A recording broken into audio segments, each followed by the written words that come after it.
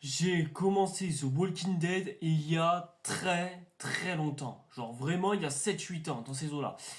Or, lorsque je me suis mis un jour sur The Walking Dead à cette époque-là, ou en tout cas que j'avais commencé la série, j'ai réussi à atteindre, enfin plutôt à mettre à jour sur la série vraiment après la fin de la saison 8, genre vraiment aux alentours de avril-mai 2018. Enfin 2017, non excusez-moi. Et je me souviens que à cette période-là, les news autour de The Walking Dead, elles ont coulé. Les réseaux sociaux, ils étaient en feu. C'était une dinguerie. Mais entre-temps, on a eu aussi pas mal de malheurs dont on va justement débattre dans cette vidéo. Voilà, donc du coup, c'est parti. On s'acharne maintenant sur la dernière partie. Que d'émotions on aura vécu durant cette période.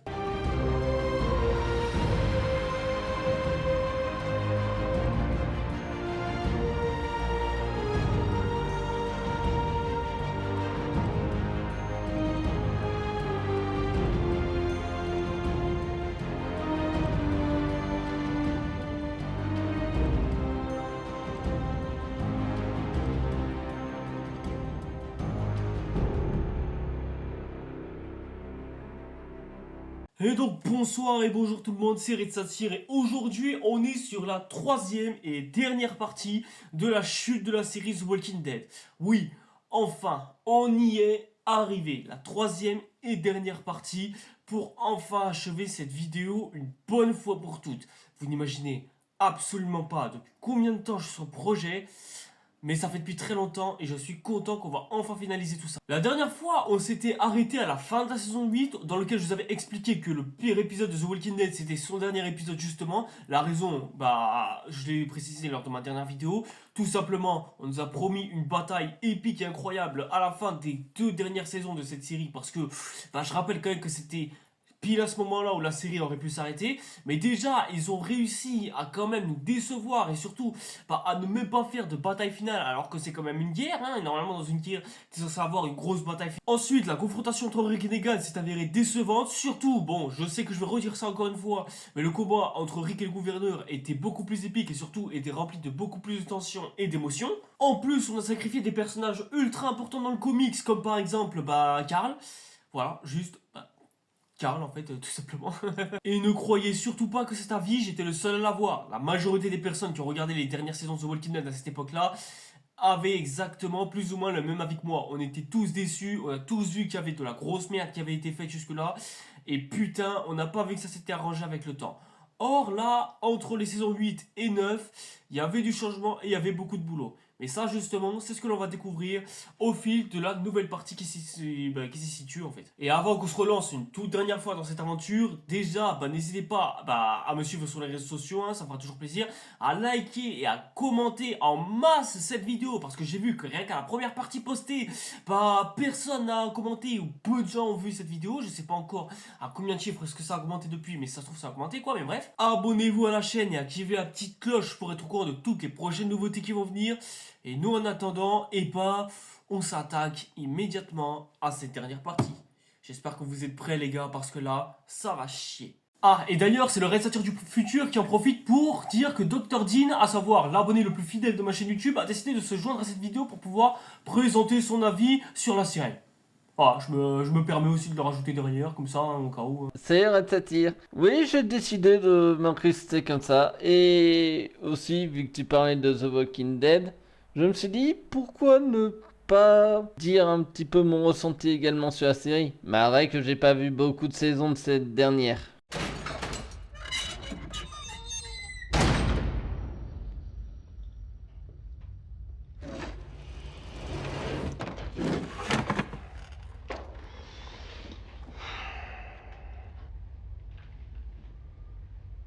It's been a while since we had one of these talks. Après la saison 8 de The Walking Dead, l'audience est en pleine chute libre. On n'a jamais vu une descente de la série comme ça. On est descendu sous la barre des 5 millions de téléspectateurs, alors que je rappelle que c'était le nombre de vues que faisait le premier épisode de la série.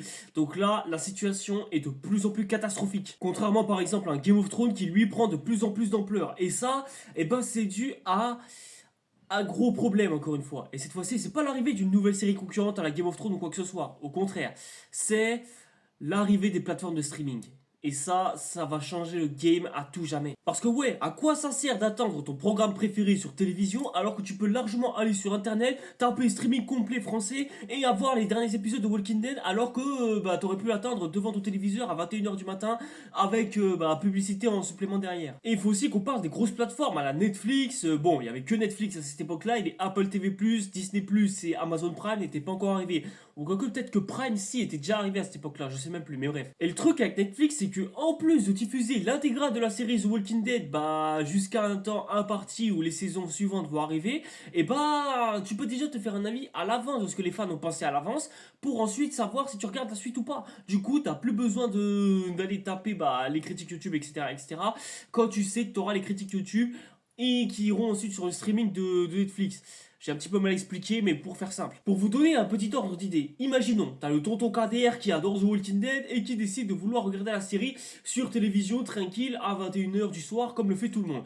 Or, toi, t'es le petit Yacine, 17 ans, qui est sur Fortnite en train de rager sur tout le monde et qui lui a la flemme de se taper The Walking Dead parce que ça l'a cassé les couilles au bout d'un moment. Et comme ce dernier, il a la flemme d'allumer son propre téléviseur dans sa chambre pour aller lui-même se regarder l'épisode histoire de rajouter encore plus de streams, par AMC tout simplement, et ce dernier a deux choix: utiliser le compte Netflix que son oncle a payé pour pouvoir se regarder The Walking Dead, mais bien plus tard à la suite parce qu'il a plein d'autres séries à regarder du style Stranger Things, 13 Reasons Why et plein d'autres séries qui sont arrivées en amont juste après, notamment la Casa de Papel qui à cette époque-là était en train de rafler tout sur son passage, je me rappelle. Du coup vous vous en doutez, Yacine il fera plus le choix d'aller sur une plateforme de streaming plutôt que d'aller regarder directement sur téléviseur.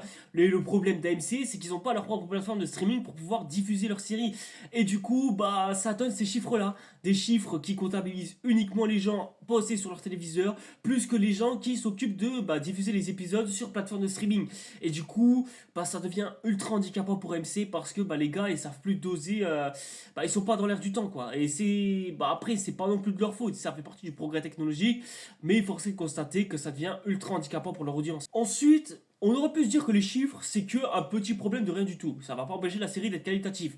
Oui, c'est vrai, vous avez raison. Mais il y a un deuxième problème qui vient s'imbriquer là-dessus.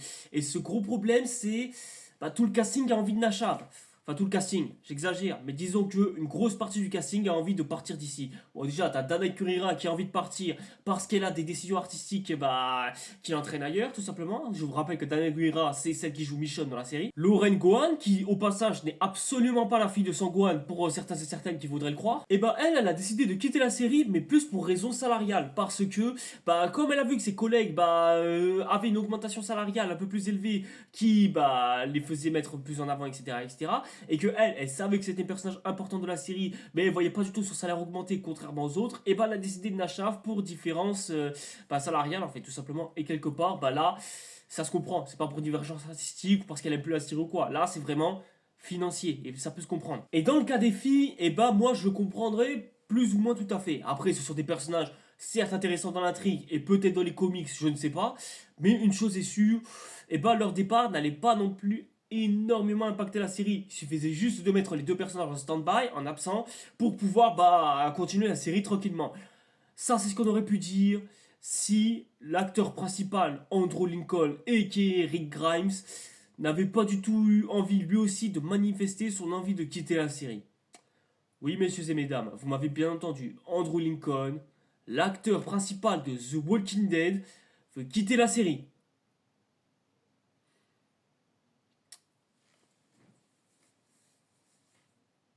Les gars, vous vous rendez pas compte de à quel point c'est grave. Côté des acteurs qui veulent quitter la série, ça peut se comprendre. Mais à partir du moment où même ton propre acteur principal a envie de quitter la série, c'est grave.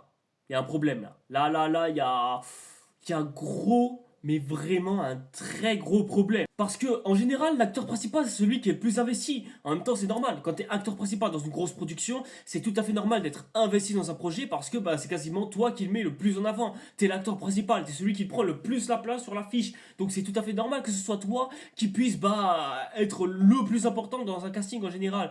Et te dire que c'est l'acteur principal qui quitte une série, c'est que vraiment ta série elle a un problème et elle va pas bien. Il faut vraiment la soigner au plus vite. Et là, je vois ça, je me dis, AMC, ils ont deux solutions. Soit bah, ils mettent la série en pause, le temps que les acteurs se reposent, etc., et puissent mettre un peu la série de côté et avoir d'autres projets à droite à gauche en attendant. De l'autre, ça permet à AMC de un peu plus bosser sur les prochains épisodes et pouvoir ainsi faire revenir les acteurs si possible. Ça, tu vois, ça aurait été une bonne chose. Mais le problème, je préfère le rappeler, c'est que AMC sont têtus. Ils n'ont pas envie de lâcher leur bébé. Même s'ils ont d'autres séries dérivées telles que Fear the Walking Dead ou alors d'autres spin-offs en préparation, notamment World Beyond. Mais au final, les gars, ils ont prévu l'option B. À savoir continuer sans leurs acteurs principaux et malgré tout continuer. Et ça, voyez-vous, c'est l'un des pires choix qu'ils aient eu à faire. Pas trop non plus, mais c'est l'un des pires choix. Ce qui du coup nous ramène à notre troisième et dernier problème. Du coup, le manque de fidélité aux comics à partir de maintenant. Bah oui, puisque maintenant tous les personnages les plus importants de la série ne seront plus là. Du coup, ce qui donne aux scénaristes l'opportunité de prendre encore plus de liberté que ce qu'ils n'avaient pris justement dans les saisons précédentes. Parce que oui, ils prenaient déjà des libertés contrairement aux comics, mais là pour le coup, là ça devient de plus en plus exagéré. Et en soi, pour une adaptation, j'ai envie de dire, c'est normal de prendre des libertés. Or, là, prendre des libertés, ils auraient très bien pu le faire dès le début de la saison. J'en articule. Les mecs, ils auraient pu prendre des libertés dès le début de la série pour raconter autre chose.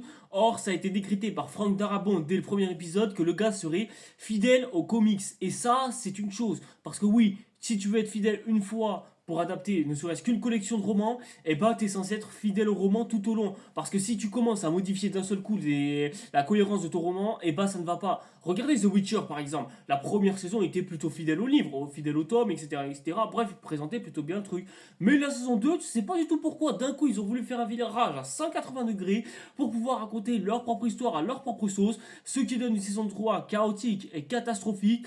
Et du coup, au final, ça donne Henry Cavill qui a envie de Nacha et les studios qui ont envie de faire arrêter la série au bout de la saison 5 alors qu'elle avait prévu sûrement bien plus. Et du coup, pour The Walking Dead, c'est exactement la même chose. Si t'es fidèle dès les premières saisons, c'est bien. Mais si tu commences à inventer ta propre histoire en sacrifiant des personnages au hasard, etc., d'un coup, là, ça devient problématique. Mais là, maintenant que t'as un casting en moins qui commence à se rétrécir petit à petit, sachant que ce sont des personnages importants, là, du coup, ça met ta série entièrement dans la merde. Parce que sans ces personnages-là, qu'est-ce que ton comics il va raconter à la fin? Enfin, plutôt l'adaptation de ton comics.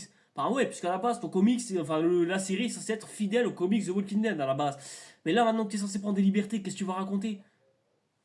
C'est ça la vraie question. Bref, avec tout ce bordel-là, je ne sais pas du tout ce que va donner cette saison 9. Mais bon, nous allons voir ce qu'elle donne. Ça y est, au bout de 10 minutes, ou plutôt 11 minutes de vidéo, ça va dépendre de ce que ça va donner au montage, on va enfin pouvoir savoir exactement ce qu'il en est de la saison 9. We're on the same side, Rick. Well, you tell me.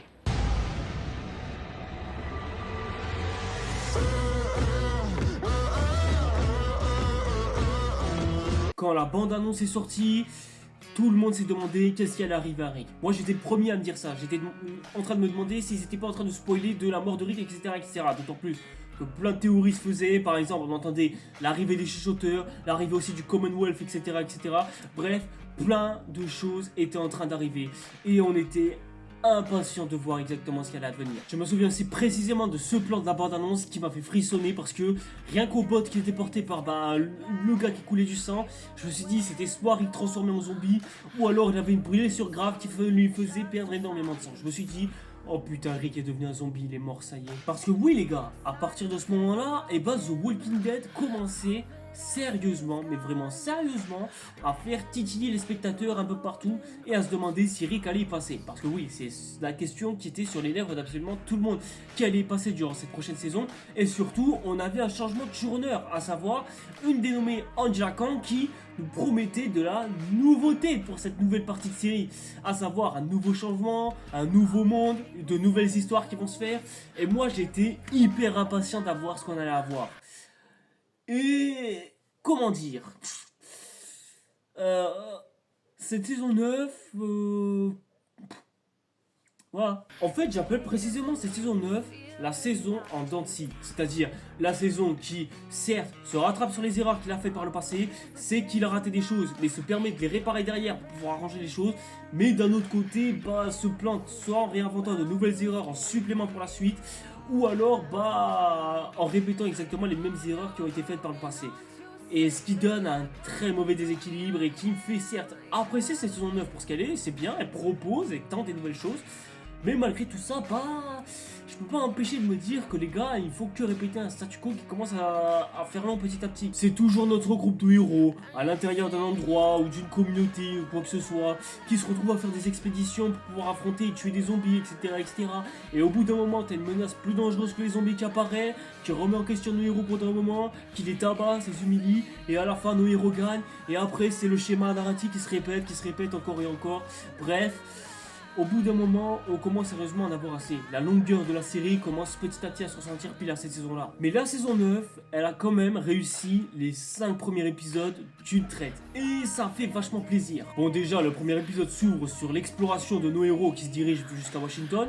Ils y arrivent enfin après tout ce temps. Il leur a fallu 4 saisons, mais quand même, ils y sont arrivés. Ils explorent les lieux, ils trouvent des choses, etc. etc. Même 2-3 petits zombies un peu éparpillés. Mais bon, au vu de ce qui reste, c'est pas ça qui va les effrayer, surtout pour une ville aussi grande que Washington. La majorité de nos héros ont changé de physique, ce qui fait que du coup, on a l'impression qu'il s'est passé plusieurs années. Et effectivement, ça fait depuis plus de 2 ans que les sauveurs ont été toutes et tous vaincus. Ce qui laisse, nos sauveurs, en majorité en vie, mais qui essaient de vivre au milieu du sanctuaire, ou tout du moins ce qu'il en reste, en créant des potagers, une communauté, etc., qui certes a du mal à s'intégrer, mais essaie quand même de réparer les erreurs que Negan a fait. Pendant ce temps, Negan est en prison et on voit que énormément de barbe a poussé en dessous de son menton. Maggie a accouché de son enfant, Ezekiel et Carol se sont mis ensemble. Et entre temps, t'as aussi Judith qui a grandi, qui commence à parler. Et ouais, c'est plutôt cool de voir qu'un de nos personnages que l'on a suivi pendant des années s'est vu enfin attribuer la parole. Et on aurait bien aimé que Carl puisse voir ça, mais comment dire. Ah, et aussi j'ai oublié de dire lors de la seconde partie, Siddiq, t'as une grande responsabilité. Succéder à Carl. Parce que Carl t'a sauvé la vie et il est mort à cause de toi. Donc s'il te plaît, succède comme il faut à Carl et sois l'un des meilleurs personnages de la série. Pas mieux que Carl parce que ça va être difficile de le comparer. Mais s'il te plaît, fais un effort. Juste cette série, par pitié. Bon, encore une fois, on se tape du zombie, mais vas-y, au bout d'un moment, c'est The Walking Dead, il faut forcément se taper du zombie, c'est comme ça. Les zombies qui étaient autrefois vraiment terrifiants sont de moins en moins terrifiants, j'ai envie de dire. Et qu'aussi, surtout, qu'on ressent vraiment que l'essoufflement. On sent que les réalisateurs n'ont pas eu beaucoup d'idées pour renouveler la série. Mais ce que j'ai trouvé de bien qualitatif dans cette série, c'est que d'un côté, t'as Rick qui veut ramener la paix un peu à tout le monde pour pouvoir exaucer les vœux de ce que Carl voulait en guise de funérailles pour pouvoir honorer sa mort. T'as des personnes autour de lui qui décident de le suivre, comme Michonne, bon, ça me paraissait évident pour Michonne, comme les membres d'Alexandria, ce qui est plutôt évident. Mais tu vois que les autres communautés, par exemple, ne sont pas vraiment d'accord avec ça. Exemple, t'as Daryl, t'as Maggie qui, eux, souhaitent carrément exécuter Negan pour toutes les fautes qu'il a commises par le passé. Mais en plus de ça, t'as carrément une géopolitique qui s'est installée entre Alexandria, la colline, et le royaume qui galère en termes de ressources et d'échange de ressources, en fait, tout simplement. Ce qui fait que du coup, ça crée une sorte de gros géopolitique et ça rend la chose que plus intrigante. Par exemple, au sanctuaire, on se demande si ça en vaut encore la peine de devoir aider les sauveurs à devoir se rétablir et surtout à réparer toutes les erreurs que Negan a faites. Est-ce que ça vaut encore la peine d'avoir des alliances fratricides entre Alexandria, la colline, le royaume, etc., et de conclure sur un pacte de paix, etc., etc. Tandis qu'à ça s'ajoute un pont qui pourrait permettre de relier absolument tout le monde en un, à savoir toutes les communautés réunies pour pouvoir faire face à n'importe quelle adversité qui pourrait venir. Or, le gros problème de ce pont, c'est qu'il faut le reconstruire. Et pour pouvoir le reconstruire, c'est absolument pas facile. Puisque déjà, il faut réunir les sauveurs, qui sont déjà pas en très bon terme avec Alexandria. Et en plus de ça, juste ça en fait. Et tout ça, vous voyez, ça crée ce que j'appelle du conflit. Et ça fait du bien, putain, d'avoir enfin des conflits à l'intérieur de plusieurs communautés à la fois. Et surtout d'avoir des problèmes auxquels nos héros vont devoir se confronter. Vous voyez, c'est ça que je demandais juste, d'avoir des conflits entre personnages dans une série estampillée The Walking Dead. D'ailleurs, les conflits ne s'arrêtent pas qu'aux groupes principaux, mais ils s'arrêtent aussi à nos personnages. Par exemple, Rick et Daryl commencent petit à petit à se séparer, eux qui étaient frères à vie comme il avait juré il y a quelques temps de cela. Mais sauf que là, depuis que Rick a annoncé que Negan ne sera pas tué, Daryl a pris le somme comme ceci et ont vraiment du mal à s'entendre. Il y a même une phrase que Daryl dira à un moment donné, que diriger des communautés comme celle-ci, c'est clairement pas pareil que diriger un groupe où ils étaient que quelques-uns. Bon, il a pas dit une phrase comme ça, mot pour mot, mais disons qu'il avait un dialogue comme celui-ci qui nous faisait traduire que The Walking Dead c'était mieux avant. Putain. Est-ce que la série vient nous dire à nous, téléspectateurs, que The Walking Dead a fait des conneries depuis le temps? Et Negan, en plus de ça, en rajoute une couche en nous faisant dire que c'est pas en dirigeant une communauté, en leur prenant la paix, que ça voudra forcément dire qu'il y aura une paix au fin fond. Parce que les conflits, eux, ils finissent un jour par durer et l'humanité finit un jour par s'autodétruire. Et ça, Negan ne croira pas si bien dire parce qu'il y aura un moment où la communauté voudra se disloquer et s'autodétruire de l'intérieur juste parce qu'ils ont du mal à pouvoir réparer un pont parce que les conflits ne partent pas vraiment. En tout cas, pas d'un coup comme ça. En fait, la série, elle est en train de nous dire que les stupides rêves de gosses, ça se réalise pas comme ça d'un coup, comme par magie. Et ça, c'était un truc qu'on pouvait reprocher à la dernière saison de Walking Dead. Les gars, The Walking Dead a appris de ses erreurs, ça y est. Enfin, les personnages confrontent leur opinion entre eux. Enfin, les personnages évoluent dans un nouvel environnement qui leur semble pas favorable. Et puis surtout, enfin, le réalisme revient de plus en plus. Parce que vous vous souvenez, nos héros à l'époque, pour aller chercher de la bouffe, ils étaient obligés d'aller traîner dans les patelins d'à côté, dans les supermarchés abandonnés, pour voir s'il n'y avait pas de la bouffe, de la nourriture, etc. etc. Sauf qu'il y a juste un petit problème. Les ressources, ça disparaît au bout d'un moment. Parce qu'à force de vider les boutiques, etc., vient un moment où il n'y a plus rien. Donc du coup, vous allez faire comment après que ça? Eh bien c'est très simple, en cultivant. C'est tout con, mais tellement efficace à la longue, vous imaginez pas? Et pareil pour les autres ressources, on l'a vu dès le premier épisode qu'au bout d'un moment, quand les gens ils utilisent du gaz pour pouvoir aller utiliser la voiture, etc., forcément, vient un moment où il n'y en a plus. Du coup, on fait comment? Eh ben c'est simple, on utilise le cheval pour pouvoir traquer les reliques de voitures qui restaient de l'époque. C'est ça que je demandais aussi à la série, d'être au minimum plus réaliste. Bon, il y a toujours ce calcul qui rentre en vigueur pour la mort des zombies, etc. Mais malgré tout ça, putain, mais ça fait du bien d'avoir une série qui fait enfin des efforts, enfin des vrais changements qui soient logiques à l'œuvre. Merci Madame Kang, ça fait plaisir un peu de changement. Angela, appelle-moi ce soir et je démarre de la zone. Et en plus de ça, bon, si tu commences le premier épisode juste avec la mort de Grégory, franchement c'est bon, on a l'une des meilleures saisons d'histoire. Ah ouais, c'est vrai qu'il reste que 5 épisodes sur les 16, donc ouais, ça va être compliqué de savoir si c'est bon ou pas pour la suite. C'est comme vivre la condamnation de 4 ans de prison pour Marine Le Pen. C'est tellement jouissif et ça fait tellement du bien, vous imaginez même pas. Et si t'ajoutes à ça aussi un Ricky, bon, j'irai pas jusqu'à aller donner une rédemption à Eugène, mais le met un petit peu à l'aise dans sa nouvelle mission qu'il aura au sein de la communauté, et que dire de plus? Il y a à peine 3 ou 4 épisodes qui sont lancés, c'est déjà l'une des meilleures saisons de la série. Tu termines plus ou moins cet arc narratif avec Daryl qui se retrouve coincé dans une fosse avec Rick et qui se retrouve à devoir se disputer parce que l'un a décidé de pas tuer Negan et d'autres oui, et il a décidé de confirmer que Negan sera mis en prison plutôt que d'être exécuté à vie. Et résultat des courses, il y a un gros conflit qui se crée entre les personnages de Rick et Daryl. Et c'est génial, c'est tellement jouissif. Là où dans la dernière saison par exemple, j'ai oublié de le préciser, mais t'avais Rick et Daryl qui se battaient juste parce que l'un s'est confié un plan, l'autre voulait carrément le défaire juste pour exterminer les sauveurs. Et les gars ils ont décidé de se foutre la gueule juste pour ce genre de conneries. Rick est con dans cette saison, on est tous et tous d'accord au moins. Et là, les deux se battent pour savoir pourquoi est-ce que l'un a décidé d'épargner Negan et d'autres auraient préféré qu'il meure. Et ça, c'est un débat beaucoup plus intéressant et surtout beaucoup plus moral. Ça fait du bien d'avoir enfin des personnages bien écrits dans cette série de merde. Et au final, ça a fait que nos héros finissent par se confier l'un à l'autre au bout d'un moment. Se confier l'un à l'autre sur ce qu'ils sont, sur ce qu'ils sont devenus, les décisions de Rick, jusqu'où est-ce que c'est allé, jusqu'où est-ce que ça a mené. Bref, ça remet en question nos héros.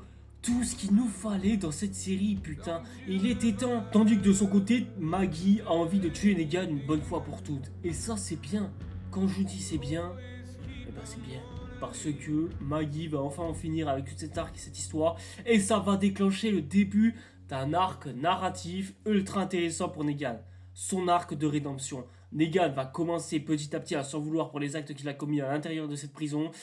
Et c'est ainsi que Maggie, en voyant ce que Negan est devenu, le trouve tellement pathétique qu'il décide de le laisser pourrir tel qu'il est parce que il fait pitié. Et dès lors, Maggie se pose très sérieusement la question, est-ce que ça vaut la peine de tuer Negan jusque là?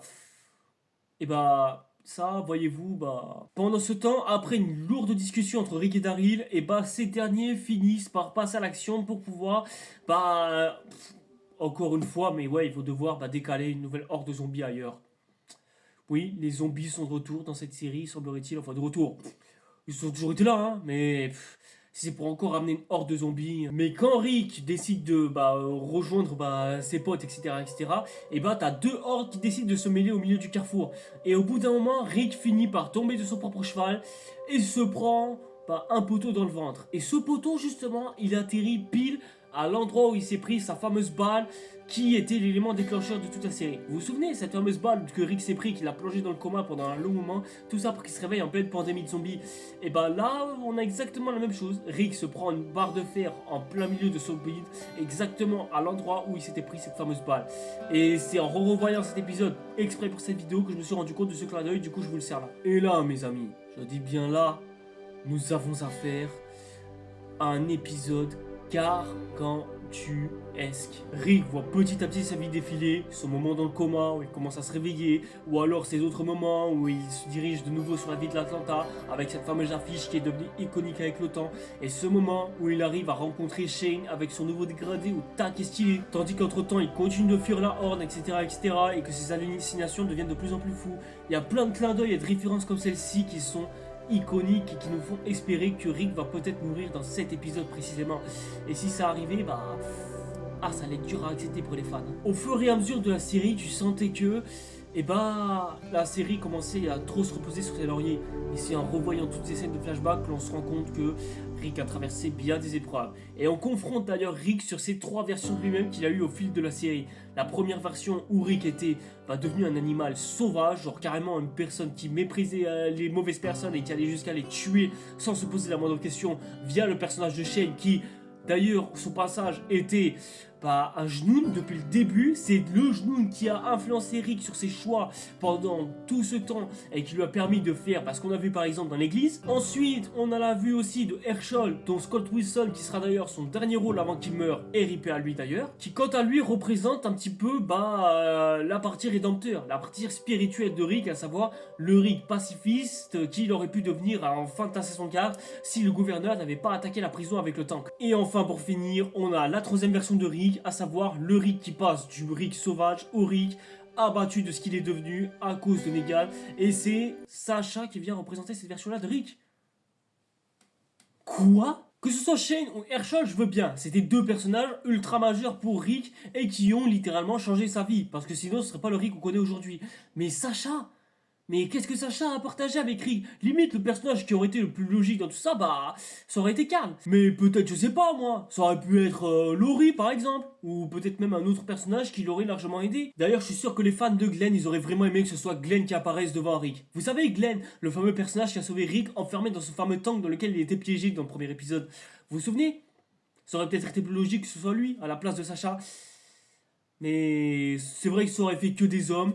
Mais dans ce cas-là, il fallait mettre Laurie aussi, ça aurait été bien. Bref, l'épisode est rythmé. Rick, t'as l'impression, il commence à mourir petit à petit. Il commence de plus en plus à halluciner. Il a du mal à tenir debout. Il a du sang qui coule encore et encore. Et nos héros, ils se posent la question de savoir qu'est-ce qui se passe en ce moment. Sachant qu'entre-temps, les sauveurs, ils ont fait une émeute. Donc Carol était d'ailleurs mêlée.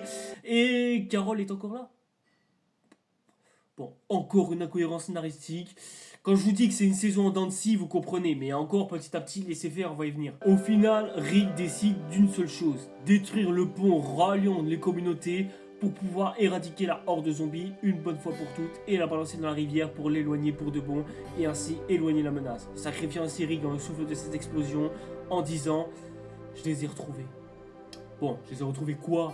Qu'est-ce que c'est que ce dialogue ? Bon, sûrement il est mort, mais à quoi ça sert puisqu'à la fin, on le voit sur le rivage, il est vivant. Et jadis, d'ailleurs, au passage, se dit que ce serait bien d'appeler un hélicoptère pour amener Rick à la maison. Enfin, Rick, à la maison. Non, ils vont pas le ramener à la maison, mais... Mais ce qui est génial avec cette série, c'est qu'au moins, il termine l'arrivée de Rick dans la série avec cette musique.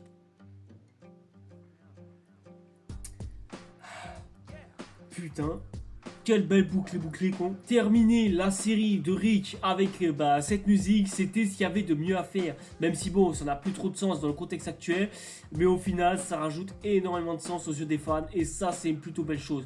Même si on peut reprocher 2-3 détails sur cet épisode que je vous ai dénoncé à l'instant, eh ben on peut pas dire que cet épisode est mauvais. Loin de là, c'est une très bonne saison pour l'instant, en plus avec un excellent épisode qu'on n'en a plus fait depuis assez longtemps, même si les quelques incohérences scénaristiques n'aident pas assez. Par exemple l'arrivée de Sacha, le fait que Rick survive comme ça, juste histoire de nous faire dire que en fait non Rick n'est pas mort, c'est juste que il survit à la fin et on le verra à la suite plus tard, comme ça moi on s'en sert. Mais pourquoi est-ce que vous avez pas fait pareil pour Carl alors? Bande de trous du cul. Bref, il y a beaucoup d'erreurs sur ce dernier épisode, mais cet épisode est ultra qualitatif. Et vous allez sûrement vous dire que la suite sera forcément meilleure. Ouf, wow, attendez. Faut que j'arrête de dire ça à chaque fois. Parce qu'à chaque vidéo, je vous fais ce genre de remarques avec ce même ton décontracté, etc., avec un sourire narquois. Et à chaque fois, les choses foirent. Donc à partir de maintenant, j'arrête. Tout va bien se passer. La saison 9 va être excellente. Et j'espère que ce sera le cas. Et non, sourire macabre, arrête de sourire. S'il te plaît, non, arrête. Angela, je t'aime, épouse-moi. Fais-moi un enfant, il écrira la saison 22 de Walking Dead. Fais naître le père qui est... Oh putain. La série nous fait une ellipse maintenant de 6 ans. Et je dois admettre que 6 ans c'est plutôt long. Et je suis choqué qu'en 6 ans il y a encore du zombie. Oh les gars, je vous assure, j'en peux plus. Il y a trop de zombies, putain, il y a trop de zombies. J'ai une crise d'âme. J'ai une crise d'âme. On nous présente ensuite à cela 5 nouveaux personnages qui promettent d'être intéressants. On a un professeur de musique, enfin anciennement un professeur de musique. On a une meuf qui rappelle mon ex. Non, je rigole, je suis célibataire depuis 21 ans. Qui d'ailleurs au passage se révélera être une prisonnière, qui sera accompagnée de sa meuf, à savoir une meuf qui était destinée à être avocate, accompagnée d'un frère et d'une sœur, ou d'une sœur et d'une sœur, ou d'un... Il est non-binaire, et d'ailleurs sa sœur est muette, en plus de jouer dans Eternals. Parce que oui, l'actrice, j'ai oublié de le préciser, est vraiment muette dans la vraie vie. Voilà, c'est pour ça que la personnage est muette, comme vous pouvez le voir là. Et cette brochette de 5 personnages nous ramène à une triste réalité des choses. Il y a trop de personnages. Encore. Sauf que là, cette fois-ci, c'est beaucoup plus grave. Même si on a retiré le casting principal, enfin une partie du casting principal, on finit toujours par avoir ce gros problème, qu'il y a trop de personnages inutiles. Entre Henry qui veut intégrer les forces spéciales de la colline parce que il souhaite devenir forgeron, une connerie du genre, et qui cette fois-ci sort avec des potes autour de lui qui sont au nombre de 4 seulement. Et ces 4 personnages, spoiler alert, vont mourir à la fin de la saison. Et ajoute à ça une saupoudre d'autres personnages que l'on n'a pas développés à la suite de l'histoire et qui du coup sont arrivés comme ça par hasard. Exemple, ce gars barbu qui à la base était un sauveur mais qui a décidé de se mettre en couple avec Enid étant donné que l'autre gars au chapeau est mort. Bon, en plus de ça, sans aucune explication. Mais bon, vu qu'il y a 6 ans qui séparent les événements, allez, on va pardonner ça. Enfin, quoique, ça fait pas 6 ans, ça fait peut-être 8 ans. Enfin, je sais même plus, on s'en bat les... Bref, c'est à partir de ce moment précis où les personnages, ils vont bouffer du temps d'écran. Ce sera catastrophique pour la suite. Vous allez comprendre où est-ce que je veux en venir. En plus de ça, en supplément, de nouveaux ennemis apparaissent au nom des chuchoteurs. Et ces chuchoteurs ont une introduction que je trouve magistral. Bon, déjà, le simple fait que l'on se dise que dès le départ on a affaire à de simples zombies finit petit à petit par se déconfirmer parce qu'on se dit putain, encore du zombie, vous avez pas marre du zombie au bout d'un moment. Mais quand on regarde que les zombies commencent à avoir des comportements bizarres et commencent à se comporter pas du tout pareil, surtout qu'on les entend chuchoter au sein de la troupe, et tu sens que y a un problème quelque part. Et ça remet le zombie encore plus en avant et ça fait que alourdir un peu plus la mise en scène. Parce que maintenant que les zombies représentent réellement un danger, comme ce que le faisait au début de la série, et maintenant on se pose la question de savoir comment est-ce que nos héros vont-ils faire pour pouvoir affronter ce genre de menace. Et du coup, c'est trop intéressant. Ce qui nous donne un épisode 8 très bien réalisé. Alors certes, dans un cimetière parce que c'est des morts, etc. Mais au moins, il y a des idées de mise en scène. Et comme la série en ce moment, on commence à galérer à trouver des bonnes mises en scène en ce moment, ça fait du bien de la voir un petit peu se renouveler et proposer des choses pas nouvelles et originales. Parce que The Walking Dead ne fait plus grand chose d'original depuis bien longtemps. Mais au moins, ils se permettent de tenter des choses, de réinventer un peu le game. Et ça, ça fait du bien. En plus, ils te mettent la mort de Jésus, en plus de ça sur le dos. Jésus, le nouveau chef de la colline après le départ de Maggie. Et ça, c'est génial. On a enfin des morts conséquentes et intéressantes dans une série qui s'appelle The Walking Dead, vous imaginez ça? Et du coup, ça fait que rendre le groupe ne serait-ce que plus dangereux. Et ajoute à ça aussi le simple fait qu'une des chuchoteuses a été capturée. Et il s'agit en fait de la fille du chef des chuchoteurs, justement. Et son nom c'est Alpha, elle désire sa fille, tandis que cette dernière est en train de faire la causette avec Henry qui a été mis en prison parce que, bon, il a fait une connerie avec ses potes et bon, bah, on s'en bat les couilles en fait. Et là ça montre qu'il se passe enfin un petit peu plus de choses dans cette série. Déjà t'as des nouveaux ennemis qui apparaissent et ça c'est bien, hein, surtout mêlé aux zombies ça rajoute encore plus de terreur pour une série qui peine à se renouveler. T'as Henry qui fait la causette avec Lydia qui elle se confie avoir énormément souffert lors de cette épidémie, et ça peut se comprendre, hein, surtout au vu du monde dans lequel tu vis. Et du coup t'as plein de rebondissements autour de cette saison qui va s'articuler sur une seule chose, récupérer Lydia, parce que Henry visiblement est tombé amoureux. Un peu trop facilement à mon goût, mais ça on va y revenir un peu plus tard. Parce que ouais, le mec est devenu tellement amoureux de Lydia en l'espace de quelques temps que le gars décide de presque, pas la séquestrer, mais de l'éloigner de sa mère violente pour pouvoir éviter qu'elle souffre de plus en plus. Sauf qu'au final, ça ne fait que mettre ses héros, ses collègues encore plus en danger, notamment la communauté de la colline. Surtout que ça a mis en danger littéralement un bébé. Retenez ce bébé, il va être important pour la suite. Mais Enid vient remettre en question Henry, surtout qu'elle mentionne ce qui a été dit dans la lettre de Carl. Et autant vous le dire direct, c'est juste sponsorisé par une pub de crème pour la peau, je sais pas quoi. Prends soin de toi, Garnier. Mais elle lui fait la morale en lui faisant dire ouais peut-être que les héros ils finissent par partir au bout d'un moment, mais quelque part c'est peut-être bien aussi de les laisser partir au bout d'un moment. Une leçon à 3 boîtes comme ça, et je suis ultra déçu de ce qui a été écrit sur la lettre parce que je rappelle quand même que c'est le premier amour de Carl. Et c'est ça qu'il lui a dit, vous allez me faire croire, en guise de lettre d'adieu. C'est hyper triste et hyper casse-couille à la fois. Bon, Lydia est relâchée et elle retrouve Alpha d'une manière, bon, même pas une câlinade, même pas quoi que ce soit, rien. Tu sens que Alpha, c'est pas le personnage qui fait de la dentelle. Et elle devrait être elle aussi détestée, bien plus que Laurie, hein, messieurs et mesdames. Et là, ça aurait très bien pu se terminer comme ça, mais hélas, t'as Henry qui a décidé de faire le con parce que il est tombé amoureux. Du coup, il a décidé de rejoindre les chuchoteurs pour pouvoir aller libérer Lydia.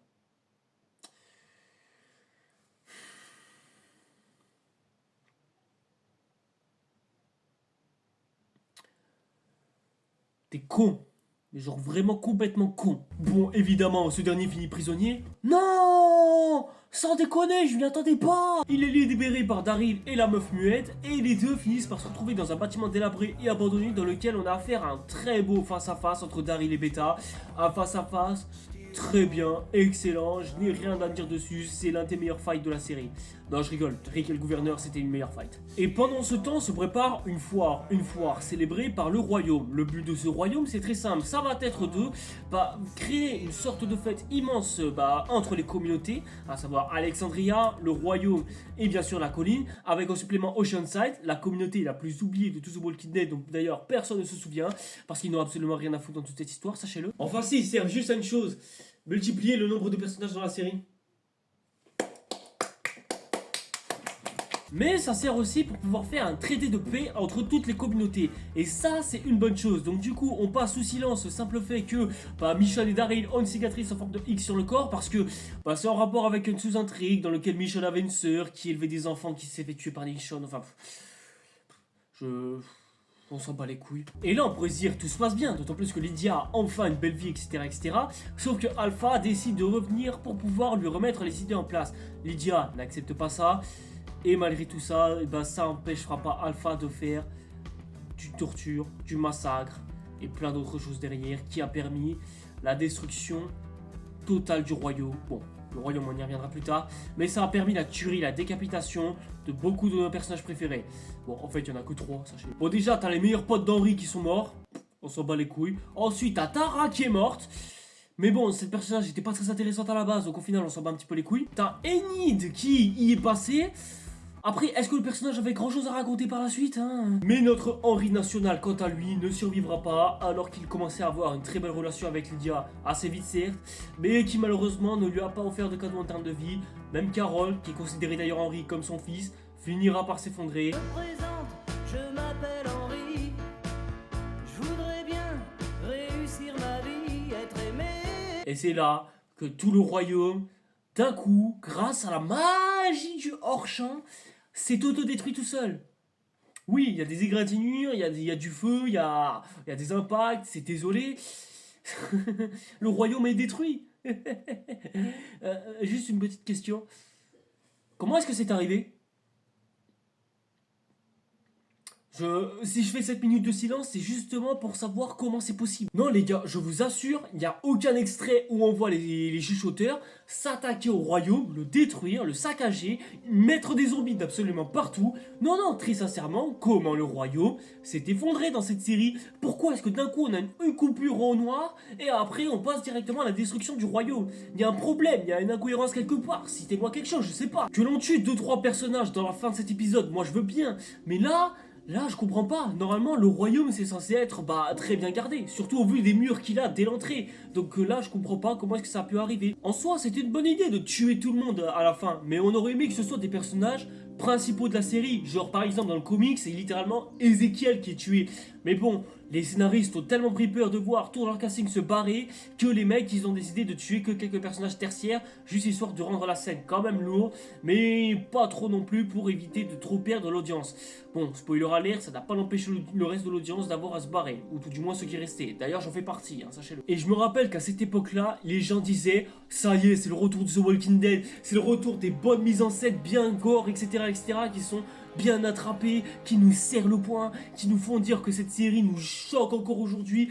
The Walking Dead est de retour, ça y est, etc., etc. » Je me rappelle que ça disait ça à l'époque, même si j'aurais quelques défauts par rapport à ce 15e épisode. Déjà, comment dire, par où est-ce que je dois commencer? Que l'on ait rajouté Lydia, qui a envie de fuguer sa mère, etc., c'est bien. En revanche, côté Daryl à côté qui se rajoute et qui veut négocier avec Alpha, etc., je trouve que ça fait pas vraiment avancer l'intrigue. Limite, on aurait pu mettre Daryl, qui croise Alpha, etc., qui l'emmène jusqu'au lieu où tout le monde s'est fait décapiter. Pour moi, ça aurait été exactement la même chose. Or, au final, on a juste rajouté ces bâtonnets avec les têtes au bout des pics. Et c'est puissant, hein, mais au final, c'est pas ouf. Ensuite, les personnages qui sont tués à la toute fin, je veux bien que ce soit choquant et gore, sauf qu'au final, comment dire, ça aurait pu être mieux, personnellement parlant. Parce que rajouter 3 personnages importants, c'est pas assez pour rendre le ton encore plus dramatique. Et je sais que vous voulez conserver l'ancien casting, mais croyez-moi les gars, tuer des personnages importants dans la série, ça aurait plus fait avancer l'intrigue qu'autre chose. Or là, vous faites stagner l'intrigue, surtout quand on sait que Tara allait enfin avoir son heure de gloire. Parce que oui, Tara était devenue la nouvelle chef de la colline, et elle allait de plus en plus s'illustrer avec le temps. Mais au final, il a été tué immédiatement, du coup une bonne idée de scénario s'est envolée dans l'œuf. Et c'est complètement con de faire ça. Ensuite, je vais pas parler du dernier épisode de la série parce que c'est l'épisode où tout le monde est dans la neige, tout le monde est heureux, etc., Surtout à la fin de l'épisode où les mecs se permettent de jouer dans la neige après ce qu'ils viennent de vivre, quand même, ce qui est surréaliste, quand même. En revanche, s'il y a bien une qualité à sauver cet épisode-là, c'est le moment où Negan sauve Judith. Et la relation entre Negan et Judith dans cette saison est excellente. C'est une parfaite relation père-fille qui, au final, n'aura duré que cette saison-là. Qu'est-ce qui s'est passé là, durant le long de cette saison? Vous voyez, quand je vous dis que c'est une saison en dents de scie, il y a d'excellentes idées qui sont très bien et qui sont très prometteurs pour la suite. Mais à la suite, tu vois qu'en même temps, il y a encore d'autres erreurs. Tu sens que les cicatrices de la saison 7 et 8 sont encore là et qu'elles se referment petit à petit. Mais ça n'empêche pas quelques gouttes de sang de quand même encore un petit peu s'échapper, ouvrant encore plus la plaie. Et c'est parfaitement bien représenté via l'écran titre qui commence petit à petit à changer via le générique. Et ça, c'est pas très rassurant quand tu vois ça. Le titre de la série se détériore de plus en plus.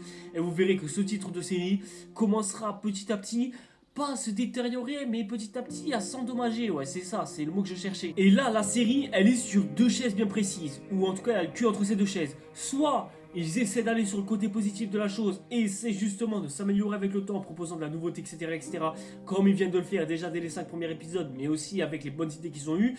Ou soit ils voient qu'ils ont fait des défauts et des erreurs, etc., ils ne prennent pas en compte de ce qui faisait la qualité de cette saison et ils continuent comme ça jusqu'à de plus en plus s'enfoncer. Ah, c'est bon, j'arrête de faire durer suspense, je sais très bien que c'est quoi l'option.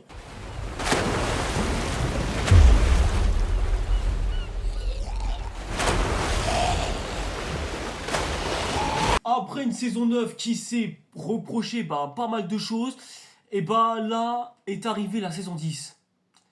sorti en fin 2019 et le moment pile où j'ai décidé d'arrêter la série. Définitivement. Et ça, c'est dû au coup de massue final qui enterrera cette série définitivement dans l'oubli aux yeux des anciens fans. Le Covid. Dis le Covid, tout le monde dit le Covid. On dit la Covid, la maladie, la Covid. Mais c'est trop tard, tout le monde dit déjà le Covid. Eh ben non, Ok, c'est la... je vais trancher. On va dire un peu des deux. Lorsque le Covid a commencé petit à petit à arriver dans les foyers français, et bah les procédures de confinement sont petit à petit commencé à se mettre en place. Ce qui fait que du coup ça a retardé pas mal de productions et The Walking Dead en fait forcément partie et en a forcément été victime, mais très lourdement, parce que du côté de The Walking Dead, non seulement ça a fait que encore plus chuter l'audience, mais vu que les fans, et bah surtout les gens de base, bah ils en peuvent plus de la série Walking Dead, et bah ils sont allés voir ailleurs, ils sont replongés dans leur série d'enfance pour voir exactement comment est-ce que leur enfance était bouhel. Du coup ils ont mis The Walking Dead de côté parce qu'ils en avaient marre, d'ailleurs j'en fais partie, et lorsqu'ils ont découvert que le catalogue Netflix était rempli d'animés, et bah ils se sont dit que ce serait une bonne idée d'aller voir des animés. Après il n'y avait pas bien sûr que les animés, je force un peu, mais disons que pour faire simple, le confinement ça a permis à plein de gens de s'évader sur plein d'autres choses, sauf The Walking Dead. Du coup ce qui fait que The Walking Dead, au milieu de tout ça, a commencé petit à petit à sombrer, petit à petit dans l'ombre, jusqu'à ce que plus personne n'en entende parler. Et là, du coup, on est en train de se poser la question. Pourquoi ? Qu'est-ce qui s'est passé ? Est-ce que la saison 10 est si mauvaise que ça ? On va voir ça tout de suite, voir comme ça, au moins, c'est réglé. This is my land now.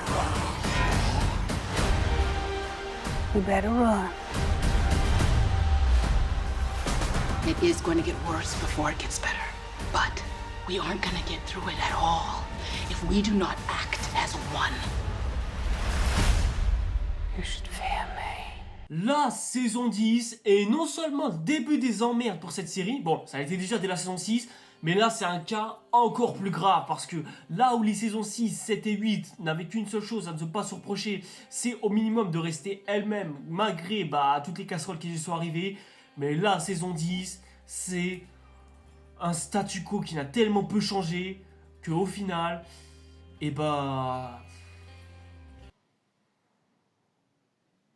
non sérieux, en fait, je sais même pas pourquoi est-ce que je dois commencer pour qualifier cette série de grosse merde. Bon déjà les gars, est-ce que vous vous souvenez qu'en début de vidéo, ou plus ou moins, un peu plus tôt, un peu plus loin, je vous disais que la série avait le don de se renouveler à chaque saison. Chaque saison était tout aussi différente, chaque saison avec leur propre style, leur propre ton et leurs propres arcs narratifs, ce qui les rendait uniques chacune l'une envers l'autre. Or là, dans cette saison 10, on a cassé cette chaîne narrative de style pour pouvoir proposer que la même chose, déjà en termes d'étalonnage, en termes de mise en scène, en termes de style et surtout en termes d'environnement. Parce que oui, forcément, à force de traîner à Alexandria, la colline, le royaume et un petit peu d'Oceanside, sachant que là il y a beaucoup d'Oceanside, surtout qu'ils ont enlevé le royaume dans toute cette histoire, alors que bon, je sais pas, ça aurait peut-être été bien aussi d'enlever Oceanside, peut-être c'était en trop ça, je sais pas. Bref, la chaîne évolutive de la série est morte. Il n'y a plus rien à proposer. Ensuite, le synopsis est là pour vraiment se foutre de notre gueule une bonne fois pour toutes. À savoir que, suite à ce qui s'est passé autour du royaume, notamment avec la mort de quelques personnages de la série, nos héros sont un peu plus repliés sur eux-mêmes et galèrent à passer 2-3 frontières initiées par les sauveurs. Parce que si jamais ils franchissent la frontière, les chuchoteurs vont lâcher sur eux une énorme horde de zombies.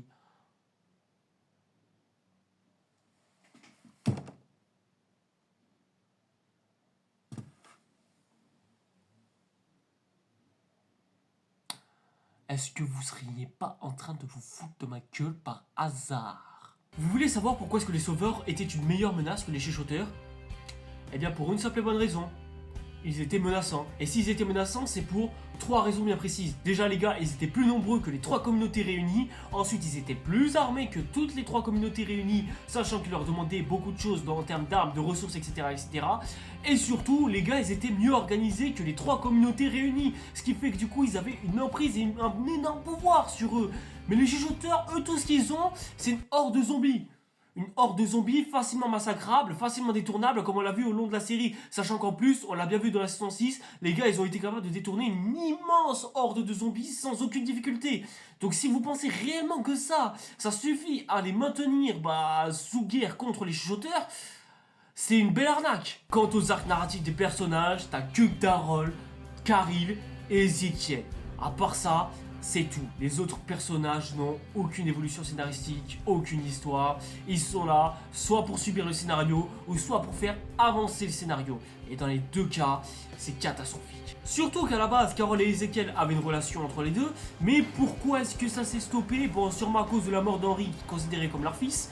Mais il est mort et du coup, ça suffit pour qu'ils se séparent tous les deux. Quoi? Carol se réfugie donc auprès de Daryl, mais comme Carol en a marre de Alpha, et bah elle décide que ça en est trop, elle décide de vouloir aller tuer Alpha. Sauf que, bon, tout va pas se passer comme prévu, mais ça on aura le temps d'y revenir plus tard. Ceci dit, il y a un épisode que je trouve vraiment très intéressant. Un épisode où t'as une sous-fifre de Alpha qui se retrouve avec sa sœur et son bébé, vous savez le fameux bébé qui a été abandonné, et on a un développement de personnages autour des deux personnages. Et cet épisode j'ai trouvé plutôt bien, ça permet d'observer le quotidien des chuchoteurs, de savoir comment est-ce qu'ils se comportent dans la nature, etc. etc. Bref, c'est un plutôt bon épisode pour le coup. Je l'ai plutôt bien aimé, ça pose bien le background des personnages, ça en met certains en avant. Bref, franchement, si ça pouvait être comme ça pour le long de la série... J'ai failli refaire le coup du ça se trouve ça va mal se passer, mais bon, j'aurais pu dire que l'épisode par exemple avec l'origine story de Lydia et de Alpha, lors de leur enfance et du début de l'épidémie, etc., était sympa, surtout aussi de leur rencontre avec Beta. Mais bon, il y a juste Beta qui gâche un peu tout avec cette espèce de masque tout chelou, tout bizarre, tout BDSM, bref, c'est du grand Walking Dead, on va dire, mais pas trop non plus. Avec ces épisodes-là, t'as envie de te dire, mais franchement, ça va, c'est pas mal. Les épisodes, ils sont plutôt bien, ils sont plutôt bons. Jusque-là, qu'est-ce qui pourrait nous faire plaindre? Beaucoup de choses. Déjà, je fais que le dire depuis la saison 6, mais on s'ennuie. On s'ennuie ferme, les arcs narratifs des personnages sont inintéressants au possible, on avance peu dans l'intrigue, les personnages manquent de développement pour la plupart, alors qu'ils ont 40 001 personnages qu'ils pourraient développer, mais au final les mecs ils se permettent absolument pas, puisque de toute façon ce sont les anciens personnages qui se permettent de prendre le plus de place, donc du coup ce qui se fait qu'on se pose la question, à quoi ça sert d'avoir fait une démultiplication entière de personnages tout le long de la série, si c'est pour au final se concentrer que sur les anciens et les principaux. En plus en supplément on te fait des faux drames à coup de oh mon dieu, tel personnage va mourir et tel autre personnage va crever. Mais au final, on sait tous que les personnages ils vont survivre grâce à leur fameux bouclier en scénarium. Est-ce que vous vous rappelez de la belle époque où n'importe quel personnage avait la capacité de mourir? Genre d'un coup, comme ça, direct? Oui, j'étais à fond dedans. Il y avait Drake qui essayait de survivre en même temps dans ce monde assez post-apocalyptique avec les autres survivants qui étaient assez... On sentait le désespoir, quoi. On sentait le désespoir. Et c'est vrai que pendant toute la série, on a envie qu'il survive. On a envie qu'il puisse changer ou même s'adapter à ce nouveau monde. Mais malheureusement, la dure réalité prend le dessus. Car oui, je trouve que c'est une série, du moins à ses premières saisons, qui avait du potentiel. Et c'était très rare pour un film, enfin, une série sur les zombies. Et franchement, entièrement basé sur un comics tout en rapportant quelque chose de nouveau, ça donnait vraiment des choses bien. Mais ensuite, ça m'a de moins en moins intéressé. Et c'est à partir, je crois me rappeler, au moins niveau saison 4-5, que ça m'a assez décroché. Parce que tout simplement, c'est là où que vraiment j'en avais un petit peu ras-le-bol des zombies. J'étais dans une période où j'en avais un petit peu marre. Parce qu'à force d'en bouffer, et que si qu'on voit qu'il y a mieux ailleurs directement, ça peut se comprendre. Le seul reproche que je peux trouver quand même à cette série, c'est tout simplement que la série refuse de s'éteindre. Ou voire même plutôt laisser son public à s'y adapter directement.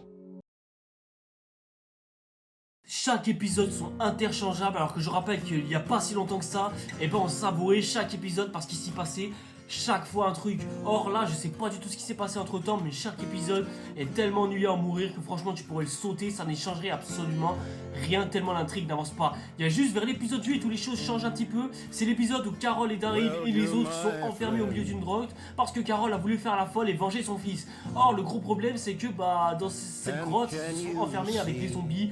Et la majorité du temps, il s'y passe pas grand chose, à part faut sortir d'ici. Et à la fin, ils finissent par s'en sortir. Mais un des personnages principaux est enterré à l'intérieur. Et c'est la fameuse muette.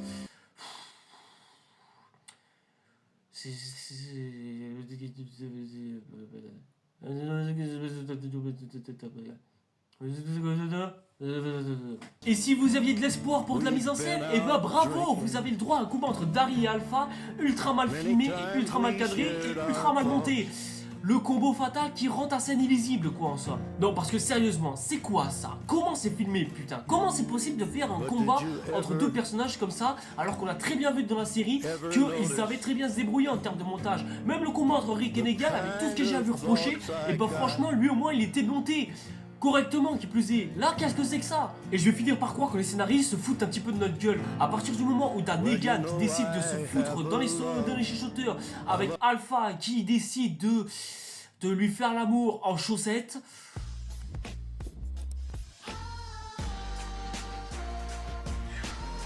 Non mais je suis dans The Walking Dead ou je suis sur Pornhub là, c'est quoi ça? Mais non, en fait tout ça ce n'était qu'un piège, parce qu'en fait ça a servi justement à Negan de s'infiltrer pour que justement elle puisse aller tuer Alpha et ainsi rapporter sa tête à Carol pour bien faire confirmer aux autres que Alpha a été tué. Après j'en profite aussi que juste avant ça, et bah t'avais les chuchoteurs qui ont envoyé du feu sur la colline pour pouvoir tout détruire. Wouhou, super. Parce que ouais, la bataille, elle a lieu au début de l'épisode, on se dit c'est bien fait, et là on se dit, oh c'est bien, c'est super, c'est ce qu'on adore dans The Walking Dead, les batailles comme celle-ci. Au final, la bataille, elle a duré pas si longtemps que ça, et du coup on a laissé une coupure pour se lever à l'aube, et laisser les chuchoteurs terminer le reste des survivants, y compris l'un des meilleurs personnages de cette nouvelle saison, qui au final se fait buter comme une grosse merde. Pareil, Beta. Pourquoi est-ce qu'à chaque fois que j'ai des espoirs pour cette série, tout ça tombe à l'eau? The Walking Dead, si je devais le décrire, ce serait via ses écrans titres. Oui, ce sont les écrans titres qui apparaissent à chaque épisode de la nouvelle partie de saison, ou de la partie de série, comme vous voulez. Mais à chaque fois, on voit que le titre change au fur et à mesure du temps. On voit qu'il s'effondre, qu'il s'effrite, comme si la qualité de la série commençait à se faire de plus en plus rare au fur et à mesure que les épisodes avancent.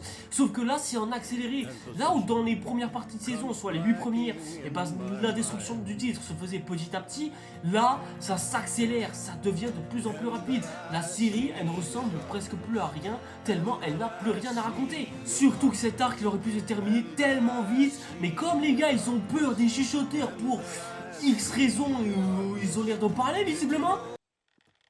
Stop. Why? It's one of her borders. We're walkers, we can still get the deer. Oh, it's too late. I apologize for my friend. We have not slept. And you know what she lost.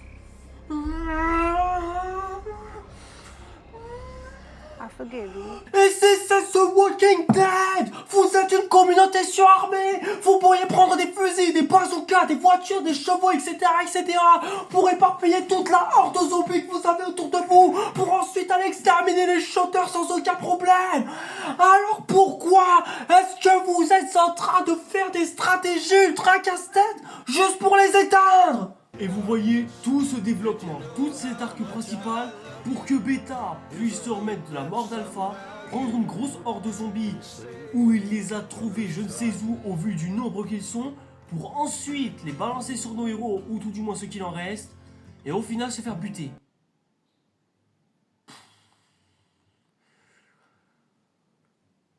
Tout ça pour ça. C'est ça les chuchoteurs. C'est ça l'arc que l'on a eu autour de ces derniers. Est-ce que vous seriez pas en train de vous foutre de ma gueule par hasard? Vous vous en rendez sûrement compte, messieurs et mesdames, mais j'ai rushé l'entièreté de cette saison. Parce qu'il n'y a plus rien à raconter, ou tout du moins il n'y a pas grand chose à y raconter. Il y a à peine un seul épisode de potable, et c'est l'épisode hors série où t'as un personnage tertiaire qui vit sa vie avec un personnage tertiaire qui se fait bouffer après avoir perdu son bébé, etc. Bébé qui au final, on sait pas ce qui lui advient, je crois que c'est Rosita qui l'élève, je sais pas quoi, enfin bref, c'est une connerie comme ça. Siddiq, le bro qui aurait pu sauver la série une bonne fois pour toutes, mais qui au final se fait buter inadvertisement parlant par un gars qui, ça se voit, c'est le traître dès les 2 premiers épisodes. Parce qu'au final, tu te dis, ah ben c'est bien, on a un traître dans l'histoire, on a une taupe, ça veut dire que l'épisode va enfin être intéressant.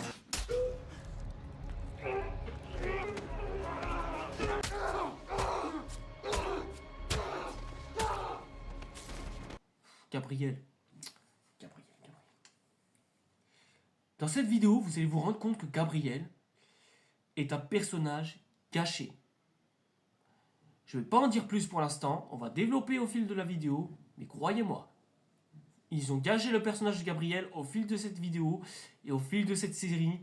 vous allez vite comprendre pourquoi. J'ai l'impression que cette saison, les mecs ils se sont dit, ils ont une bonne idée, mais après ils ont dit, oula non, c'est une trop bonne idée, vaut mieux éviter de prendre des risques, on va faire que les mauvaises idées, ce sera mieux pour tout le monde. Et au final, les mauvaises idées, elles l'ont tellement emporté qu'au final, il ne restait plus que ça. Que des mauvaises idées à exploiter, que des mauvaises idées à mettre en place, que des mauvaises idées qui ont plombé le rythme de la série, et c'est pas étonnant qu'une autant grande partie de l'audience ait décidé de partir. Alors on pourrait reprocher ça au Covid, c'est vrai. Mais malgré tout ça, ça n'excuse pas les nombreux autres défauts qu'il y a eu derrière. Et il faudrait être naïf pour justifier ça que au Covid. Bien sûr, le Covid a eu un énorme impact sur le monde, ça je veux bien l'entendre.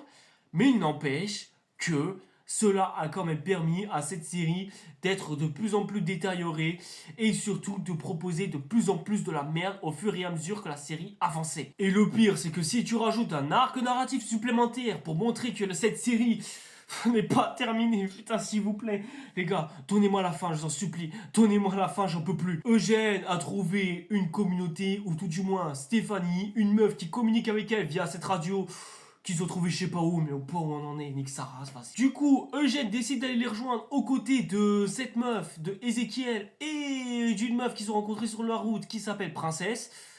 Un personnage qui promet d'être intéressant en tout cas, hein, on espère, hein, mais bon, j'ai plus trop d'espoir en ce moment. Et lorsque nos héros y arrivent enfin au point de rendez-vous, et bah des soldats mystérieux apparaissent. Étrange, pas vrai? Eh bien c'est simple, après les chuchoteurs, de nouveaux antagonistes se sont mis en place, à savoir le Commonwealth. Une grosse, énorme communauté, plus puissante que tout ce que nos héros ont connu jusque-là, qui, vous verrez, sont de sacrées grosses merdes et de sacrées grosses fraudes, mais ça, on en parlera, mais bien plus tard. Parce que oui, faut pas oublier que la saison 10 est sortie en plein confinement. Et en plein confinement, qu'est-ce qu'on fait pour pouvoir un peu plus retarder les choses? Eh ben, on sort des épisodes bonus en attendant que le tournage puisse à nouveau reprendre à cause des restrictions Covid, etc., etc. Ouais, on nous a rajouté des épisodes bonus pour que ce soit arrondi à 22. En d'autres termes, on nous a rajouté 6 épisodes supplémentaires à la suite. Et quelque part, tu peux te dire, bon, ça peut être intéressant, on pourrait approfondir les arcs narratifs de certains personnages. Et spoiler alert, ces épisodes sont archi nuls à chier. Mais genre archi nuls à chier de très très loin. Allez, à la limite, il y a 2 épisodes qui sortent du lot. Mais à part ça, t'as d'autres épisodes qui sont tellement oubliables à la longue que franchement, j'ai même pas envie de parler parce que je les ai oubliés en fait, tout simplement. Limite, l'épisode qui sort du lot, à savoir l'épisode où t'as Aaron et Gabriel qui décident de faire une expédition tout seul, dit comme ça, il semble insignifiant. Mais j'y ai trouvé des grosses qualités dans cet épisode. Déjà, bon, voir 2 personnages se balader ensemble dans des zones ultra désertes, désinfectées, avec des villes abandonnées, où il ne reste presque plus grand chose, et où aussi tu y vois des squelettes commencer à se faire envahir par la végétation, ça montre que le monde a changé. Et en plus, ajoute à ça la musique en fond de Bear McCreary, qui rajoute son style et qui donne l'impression d'être dans un niveau de The Last of Us. Et j'ai l'impression de me trouver dans une ambiance. Wow.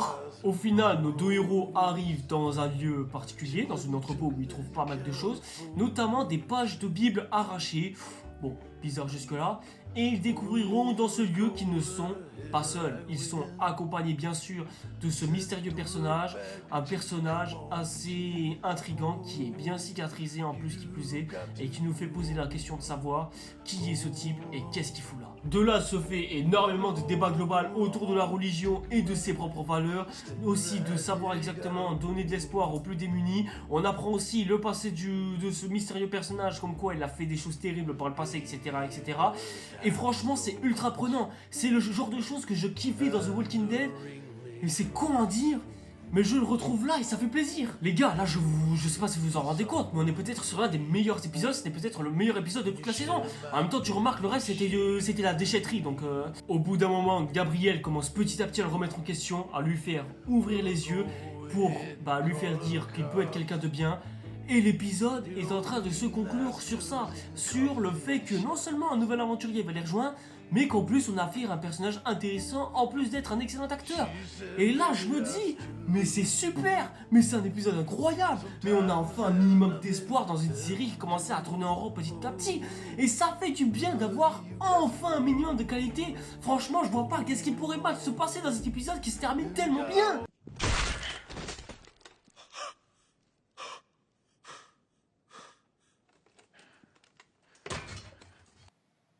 Je devrais apprendre à fermer ma gueule, c'est ça?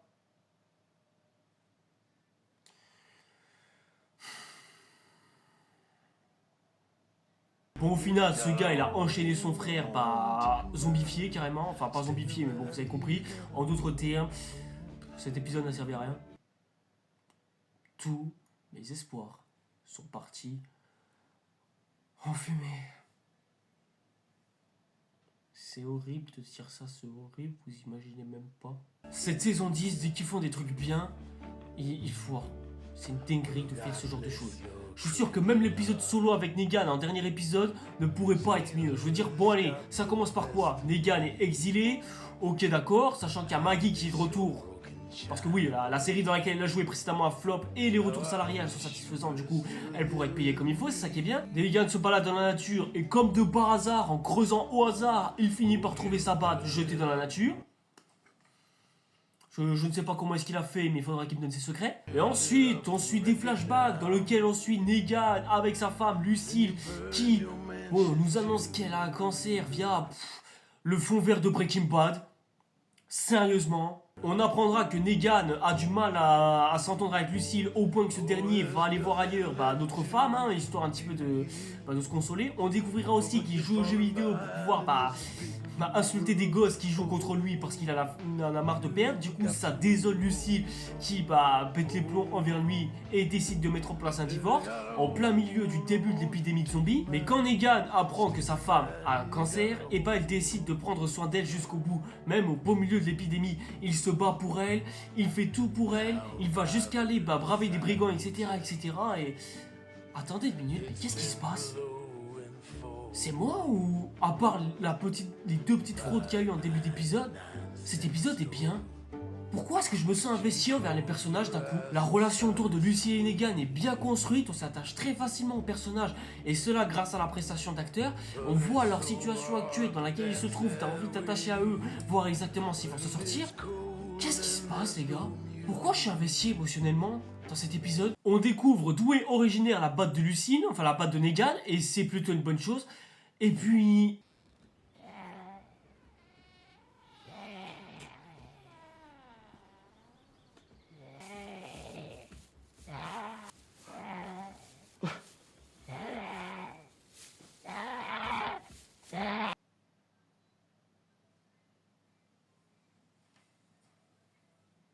Non!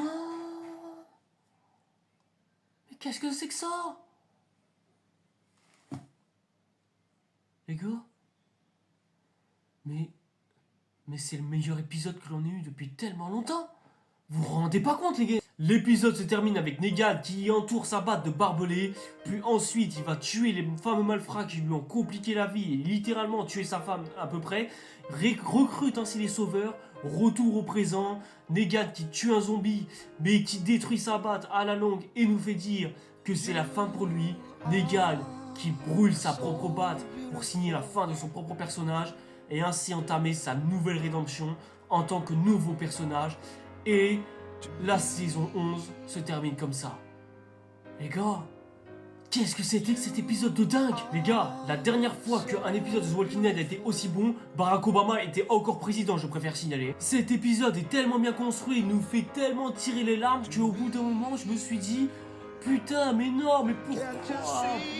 On savait que ça allait arriver, pourtant, je peux pas t'empêcher de te dire que non seulement c'est dommage pour eux, et surtout, ça en devient presque tragique de savoir comment est-ce que Negan est devenu le Negan qu'on connaît aujourd'hui. Et c'est une dinguerie de se dire que ce genre d'épisode est sorti en même temps que les autres épisodes de la saison 10. Je sais pas si vous vous rendez compte du niveau quand même de ce qu'on a eu en termes d'épisodes ces saisons-là, mais c'était catastrophique tout au long. Bon, je ne parlerai même pas ici-bas de l'épisode où Carole mange une soupe ou de Princesse qui a des hallucinations, parce que ces épisodes puent la merde en fait, tout simplement, ils vaut même pas la peine d'être cités. Mais là, pour le coup, mais oui, là je suis satisfait. Je me dis... Putain, les gars, ils nous ont pondu de la merde tout au long d'une saison, tout ça pour nous pondre un épisode exceptionnel. C'est une dinguerie quand même de faire ce genre de choses. Pourquoi est-ce que vous faites pas plus de spin-off comme ça à l'avenir? Parce que c'est avant tout ça le problème de la série.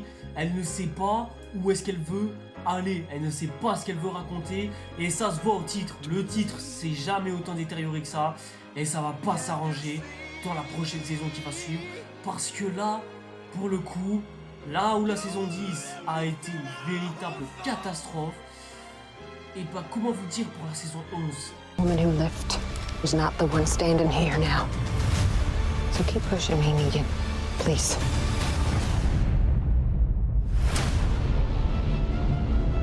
La saison 11 de The Walking Dead est une grosse merde. La saison 11 de The Walking Dead est une honte. La saison 11 de The Walking Dead est, sans conteste, sans comparaison et surtout sans le moindre débat, la pire saison, tout The Walking Dead confondu. Que ce soit pire que les dernières saisons de Fear the Walking Dead, pire peut-être que les saisons autour de Daryl Dixon, pire que les épisodes entre Maggie et Negan. Et si ça se trouve, elle est peut-être encore pire que World Beyond. J'ai l'impression que la série a du mal à se refaire. Ils ont refait des spin-offs à la con. Ça essaye de étendre la vache qui est en train de traire le lait. Mais sauf que là, à ce niveau-là, ça sert plus à rien à la traire. Elle est déjà morte. Et là, vous êtes en train de faire de la poussière. Je souhaite qu'une seule chose à The Walking Dead, c'est que ça s'arrête. Parlons d'abord de ce qui saute le plus aux yeux comparé à la merdicitude de la saison 11, son affiche. Regardez-moi cette affiche, à quel point elle est moche. Genre moche, quelconque, sans cils, bref, c'est nul à chier. Vous vous rappelez à l'époque des affiches de la série Walking Dead qui étaient iconiques rien que ce qu'ils nous présentaient. J'ai déjà parlé de l'affiche de la première saison, mais rien que les autres saisons de The Walking Dead nous présentaient au moins l'envers du décor. Par exemple, l'affiche de la saison 2 nous montre Rick qui court jusqu'à une ferme, on sait exactement à quoi s'attend. Pareil pour la saison 3, on a Rick qui pointe un flingue au milieu d'un bus dans une prison. Bref, on sait exactement à quoi est-ce qu'on s'attend à chaque fois qu'on voit une affiche dans The Walking Dead. La saison 8, j'ai beau lui reprocher certaines choses, notamment pour son affiche un peu moche, mais au moins son affiche, elle montrait la confrontation finale entre Rick et Negan, entourés de ses troupes, enfin de leurs troupes respectives, qui étaient en arrière-plan. Ça manquait un peu de style, surtout au vu des dernières saisons, mais au moins on avait au minimum l'envers du décor. Là, pour cette saison, qu'est-ce que c'est que cette affiche de merde? Qu'est-ce que ça nous représente? On a des aventuriers quasi aléatoires. Bon, t'as Tari, Carol et compagnie qui sont à l'arrière-plan et qui sont devant une horde de zombies, ça c'est plutôt bien. Mais la cohérence de style, déjà vestimentaire, est pas du tout présente. T'as une journaliste, bon déjà, qu'est-ce qu'une journaliste fout là? T'as d'autres personnages au style improbable et qui n'ont absolument aucune cohérence et aucun style propre entre eux. Bref, t'as vraiment l'impression que c'est une sorte de convention où les gars ils se sont dit on est dans un monde apocalyptique de zombies, venez avec votre propre style en nous faisant croire qu'on est dans une épidémie de zombies. Parce que moi j'ai l'impression de voir ça en fait. Ensuite, qu'est-ce que nous raconte l'affiche? Absolument rien. On nous raconte juste que nos héros vont faire face à des mains de zombies géantes, semblerait-il. Bon, après ce sont les zombies en arrière-plan, mais ça, on nous le présente depuis le début de la série. On sait toutes et tous à quel point The Walking Dead est une série centrée sur les zombies. Je veux dire, même les gens qui sont cons intellectuellement parlant, ils sont capables de savoir à quoi est-ce qu'ils auront affaire à l'avenir. Donc du coup, quel est l'intérêt de mettre une horde de zombies devant nos héros, sachant qu'ils les affrontent depuis toujours? Surtout qu'en supplément de ça, ils ont déjà 2 antagonistes supplémentaires au milieu de tout ça. Vous m'avez parfaitement entendu. Déjà, bon, suivre un seul antagoniste pour eux, c'était visiblement pas suffisant. Et ils se sont dit que ce serait une bonne idée d'en rajouter 2. Déjà qu'il y a une pelle de personnages énorme dans cette série qu'on n'arrive pas à suivre. Mais alors si tu rajoutes 2 méchants principaux, alors là... Donc ouais, là déjà, rien qu'à la première affiche, juste à l'affiche tout simplement de la saison, tu sais exactement à quoi t'attendre. De la grosse merde. Grosso modo, hein, je fais que résumer vite fait. Et encore, on pourrait se dire si ce n'était que ça. Mais genre vraiment, si ce n'était que l'affiche qui causait problème, on s'en irait bien. Or, même le synopsis, il cause problème et n'est même pas cohérent avec ce que la série a raconté à l'origine. L'histoire principale, c'est nos héros qui ont besoin de provisions parce que depuis la dernière attaque des chuchoteurs, les gars, ils ont du mal à se relever.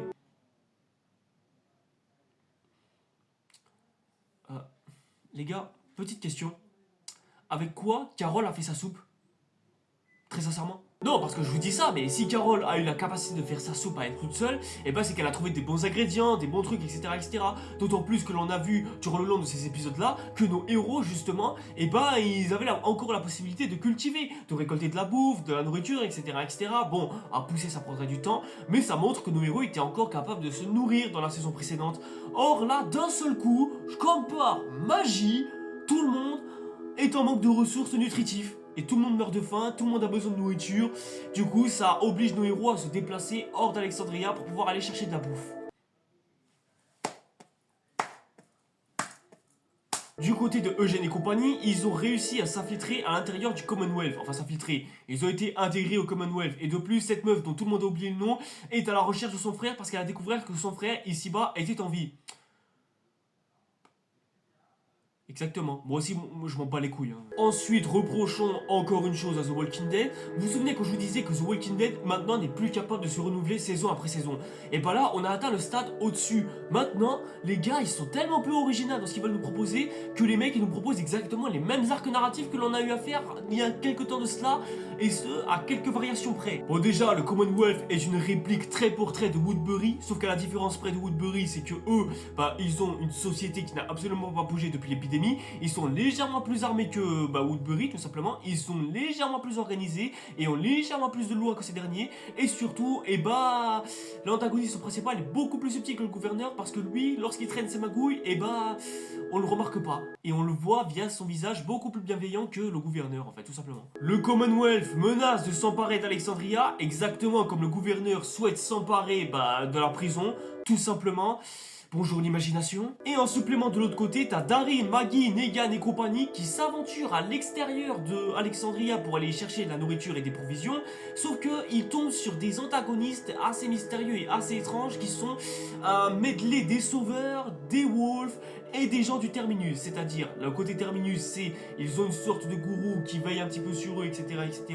et qui leur impose de s'en prendre à des voyageurs autour d'eux pour qu'ils puissent survivre. Le côté wolf, ils s'en prennent à des innocents de la manière la plus sanglante possible. Et le côté sauveur, t'as justement ce mec là, gourou, qui impose un petit peu sa loi aux autres et s'impose plus ou moins comme le mal alpha au milieu de tout le monde. Et avec tout ça, t'as aussi les personnages qui s'avèrent être des traîtres et Daryl qui rencontre une meuf qui a été rencontrée dans les épisodes hors série dont d'ailleurs tout le monde s'en bat les couilles, sachez-le. Vous voulez savoir ce que je regrette le plus? C'est que Angela Kang nous a honteusement menti. Elle nous a dit que la saison 9 serait un total renouveau pour toute la série. Au final, 2 saisons plus tard, les mecs se permettent de répéter non seulement les mêmes erreurs qu'ils ont pu faire à l'époque, mais en plus, ils répètent exactement les mêmes arcs narratifs acclamés par la critique, juste histoire de retrouver son public. Spoiler alert, ça n'a absolument pas marché. Hein.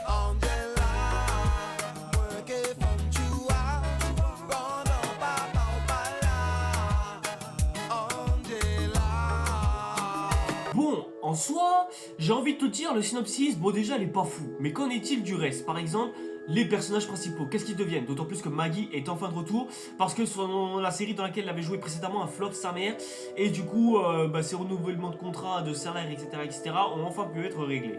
Du coup, ça en est où maintenant pour nos personnages? Eh bien, c'est simple, Daryl carry via son charisme, c'est bien, mais le problème, c'est que le personnage n'a pas du tout évolué.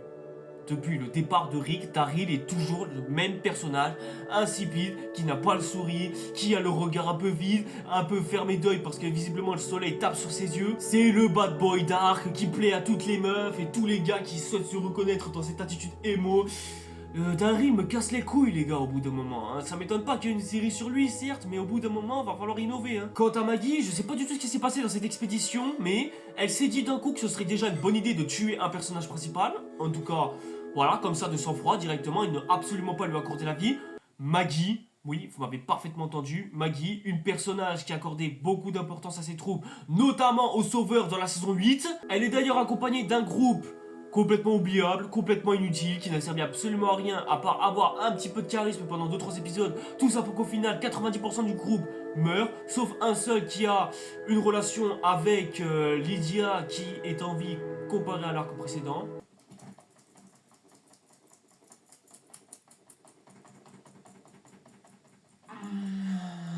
D'ailleurs, tant qu'on est sur l'arc narratif de Lydia, parlons-en! Oui, parlons-en de cette fameuse arc narratif de Lydia qui commence à me sortir par les trous de balles du nez et du cul aussi, tant qu'on y est. L'arc narratif de Lydia, c'était de vouloir faire face à son passé, à savoir, faire face à sa mère qui l'a maltraitée et qui l'a frappée, et qui l'a batté aussi d'ailleurs en supplément. De plus, elle devait aussi faire face à ses propres démons et aussi aux gens qui étaient aux alentours, notamment Beta qui souhaitait à tout prix récupérer Lydia parce qu'elle fait obligatoirement partie des chuchoteurs. Et du coup, c'était la représentation parfaite de la famille toxique qui ne souhaite pas voir partir son fils ou sa fille pris parce que bah son fils et sa fille, question de gêne et bref, une sorte d'amour violent en somme. Or Lydia, après cet arc, n'avait absolument plus aucune raison de vivre, je rappelle. Son mec Henry est mort, en plus les personnages au sein de l'histoire ne l'aiment pas du tout, voire même absolument pas. Et du coup là on se pose cette question précise. Après tout cet arc narratif où Lydia a eu un très bon développement de personnage, je dois le reconnaître, surtout une belle amitié avec Negan, qu'est-ce qu'il reste à raconter maintenant à propos du personnage ?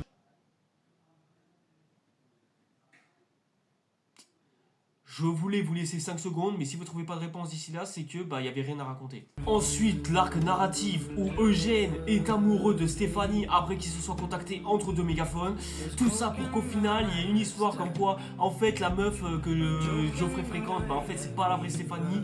En fait, la vraie Stéphanie n'existe pas. Mais au final, il y a une autre Stéphanie qui arrive et elle s'appelle Max. Sauf qu'en fait, Max, c'est le frère du général de l'armée de Commonwealth qui...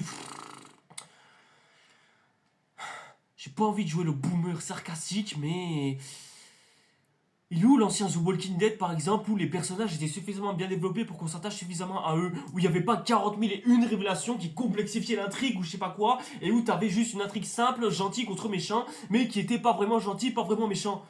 On peut pas retrouver ça tout simplement dans The Walking Dead, par pitié? J'ai revu quand même quelques épisodes, j'ai revu quand même quelques saisons. Et c'est vrai que dès que Drake est parti, j'ai l'impression que la série a du mal à se refaire. Daryl vous fait la reconnaissance de une femme qu'il avait rencontrée dans les épisodes hors série de la saison 10, rappelez-vous.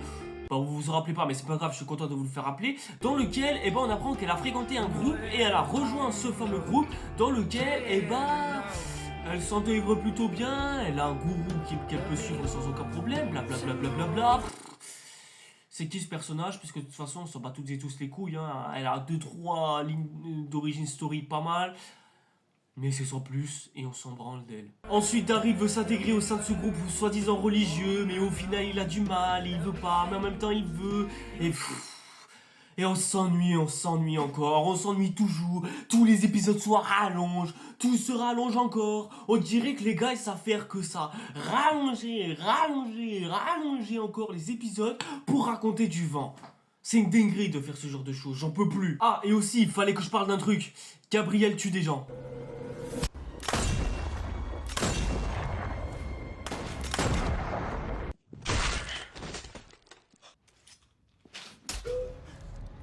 Jensen! No Jensen here. Call me Gabriel. Gabriel, un prêtre catholique religieux, à savoir une religion qui prône le fait de ne absolument pas tuer son prochain et que apporter le plus de morts dans une histoire, ça ne faisait qu'engendrer encore plus de problèmes. Et vous allez me dire, bah oui mais c'était le cas de Rick et Morgan, pourtant ça n'a pas empêché les deux personnages, surtout Morgan, de les tuer. Alors, justement, eux, ils sont beaucoup plus nuancés que ça et on va détailler. Rick, au début, c'était le shérif qui voulait veiller à la paix de tout le monde et avait un cœur ultra bienveillant auprès des autres. Ce cœur bienveillant a commencé petit à petit à sombrer à cause de Shane en partie, qui a commencé petit à petit à hanter son esprit après qu'il n'ait pas eu d'autre choix que de devoir le tuer, tout simplement parce que c'était une menace pour le groupe, tout simplement. Il avait même suspecté le fait que le monde dans lequel se trouvaient nos héros avait changé et du coup, il serait peut-être temps de un petit peu plus se salir les mains pour que l'on puisse survivre dans ce bas monde. Cependant, Herschel lui a fait comprendre qu'il y avait une autre voie à prendre, une voie dans laquelle on pouvait toutes et tous vivre heureux et oublier les histoires les plus stupides parce qu'au bout d'un moment, finir par s'entretuer alors que la vraie menace ce sont les zombies, ça finit par lasser notre vieux shérif. Mais comme sa figure morale s'est fait tuer par quelqu'un qui voulait trop de pouvoir tout simplement, ça finit par le détruire de l'intérieur. En plus, quand il a vu les nombreuses raclures qu'il a croisées sur le chemin, notamment du Terminus et même celui d'après, il a fini par encore plus perdre l'espoir en l'humanité. Et c'est comme ça que Rick est devenu ce fameux tueur sanguinaire prêt à tout pour massacrer ses ennemis un par un. Sauf que cette morale, elle est pas du tout juste. Preuve en est, il a pris cette morale justement pour s'en prendre au groupe des sauveurs qui se trouvait dans la station satellite abandonnée. Et ça a permis justement à Negan de venir se manifester et ce dernier a tué deux de ses membres les plus primordiaux, dont l'un des personnages préférés des fans. Et ça justement, ça a permis de mettre justement Rick en question, lui faire dire que les actes qu'il a commis par le passé sont tellement immoraux que ça lui a fait perdre des membres à qui il tenait énormément, surtout l'un d'eux qui lui a sauvé la vie au début de l'épidémie. Et ça a eu de lourdes conséquences de ce qu'il a fait. Au point qu'il se remettra en question de tout ce qu'il a fait, même son fils le remettra en question de tout ce qu'il a fait jusqu'à maintenant, jusqu'à ce que ce dernier meure à cause de ses propres choix, et ainsi il se remet petit à petit en question des actes qu'il commet. Et c'est pour ça qu'à la fin du dernier épisode, il épargne Negan, tout simplement parce que tuer n'est peut-être pas la solution finalement. Et je n'arrive pas à croire que je viens de sortir une qualité du pire épisode de toute la série. Ouais, je me sens fébrile. Et du côté de Morgan, c'est aussi très nuancé. Morgan, au début, commençait un petit peu à perdre espoir envers l'humanité. Mais il avait toujours son fils pour pouvoir, encore croire en cette humanité. Et le garder en vie, etc., etc. Et faisait en sorte à ce qu'il puisse vivre. Au final, son fils, il a perdu, ce qui le plongea dans une profonde envie de meurtre d'absolument n'importe qui. Sauf que en apprenant le Aikido et en apprenant que tuer c'est pas du tout la bonne solution, surtout quand tu te sens seul et que t'as perdu tous les gens que t'aimais autour, au point que tuer une personne a fini par emporter son propre maître dans la mort, comprenant ainsi ses actes et comprenant que ce qu'il a fait jusque là était injuste. Résultat des courses, après la mort de son maître, il est devenu un homme de paix, un homme qui cherchait la paix, tout ça pour qu'au final les scénaristes finissent par détruire l'un des meilleurs épisodes de la série pour pouvoir le faire tuer des gens au hasard. Bon, au final, ça pourrait peut-être être un minimum justifié, mais si les scénaristes savaient écrire dès la saison 7, je pense que ce serait mieux. Alors certes, l'un et l'autre n'ont absolument rien à voir en guise de personnages, mais ces personnages sont au moins ultra bien développés et surtout ont des raisons de vouloir tuer des personnes autour d'eux.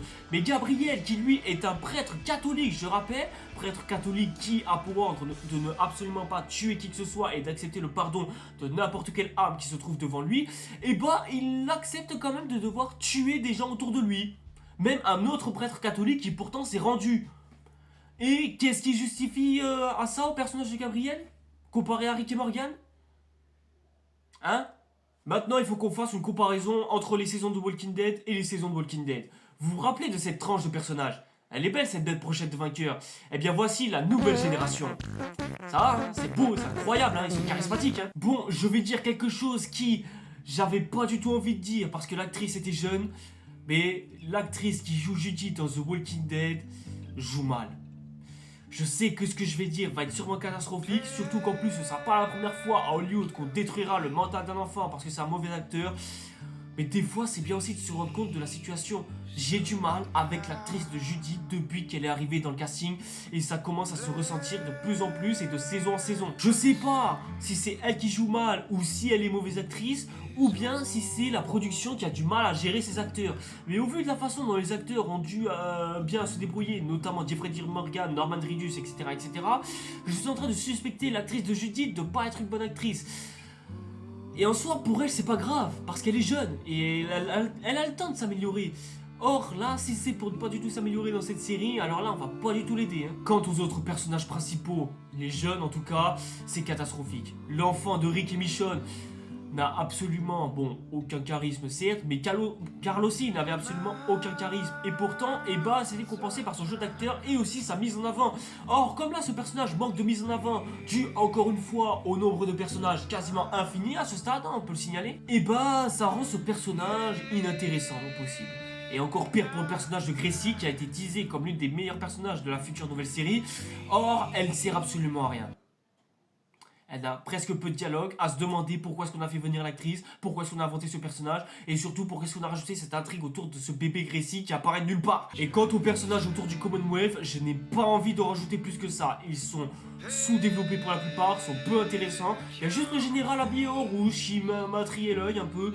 Mais bon, quand j'ai su qu'il avait la capacité de se faire des relations amoureuses avec n'importe qui, et qu'il avait des relations avec d'autres personnages au hasard, c'est à ce moment-là où j'ai lâché l'affaire avec ce dernier. Pareil, l'antagoniste principal du Commonwealth, à savoir, je sais même plus comment il s'appelle, tellement il est insignifiant. Je dois avouer, a du charisme, a quelque chose grâce à l'acteur qui est dégagé. Mais ça s'arrête là. Ce personnage n'a aucune psychologie, grand chose d'intéressant, rien. Et il n'a rien qui dégage. Pareil pour le reste de sa famille. Si c'était peut-être son fils, le fameux prétentieux Richard, qui a envie de s'en prendre aux gens. Et d'ailleurs au passage...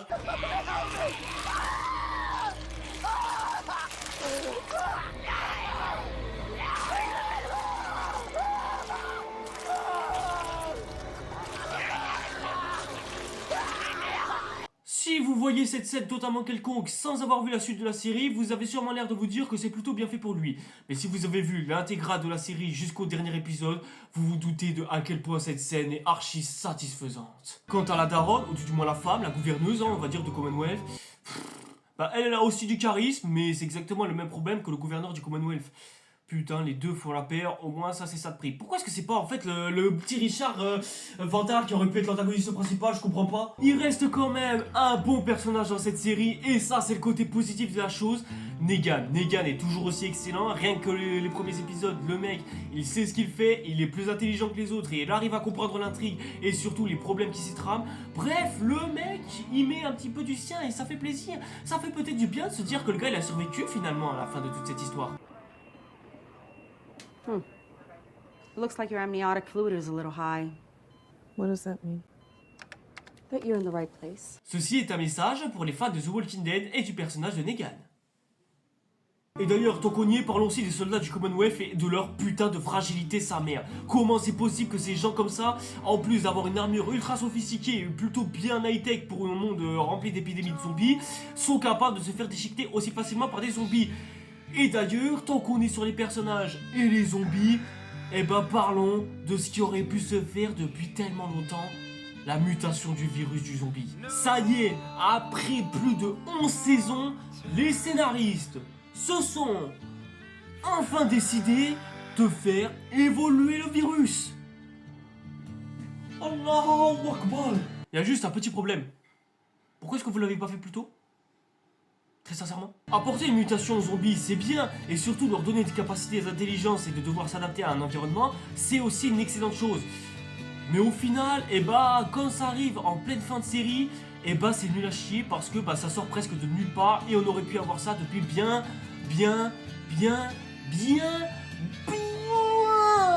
longtemps. Comment ça se fait que vous avez attendu aussi longtemps? Quand j'ai lu le comics The Walking Dead, fait par Robert Kirkman, avec les dessins de Tony Moore, bien sûr, surtout dans le premier numéro, et Charlie Andron, du volume 2 au 33, et je sais, le comics est très court, 33 tomes, c'est pas beaucoup, mais il y a quand même des choses intéressantes. Surtout qu'on sent vraiment que ce sont des fans du genre du monde du zombie. Et dans le comic, on a une ambiance assez sombre. Même, c'est 2 fois même plus glauque que la série TV. Et la fin, elle en vaut la peine. J'ai lu quand même brièvement le comics, mais c'est un comics à avoir. Surtout qu'il est quand même assez génialissime. Et puis bon, avec tout ça, on se pose aussi toutes et tous la question. Avec tout ça, tous ces éléments-là, on peut au moins se dire que, allez, c'est pas grave. Au moins, le scénario, il est plutôt bien écrit. Et ça, c'est satisfaisant.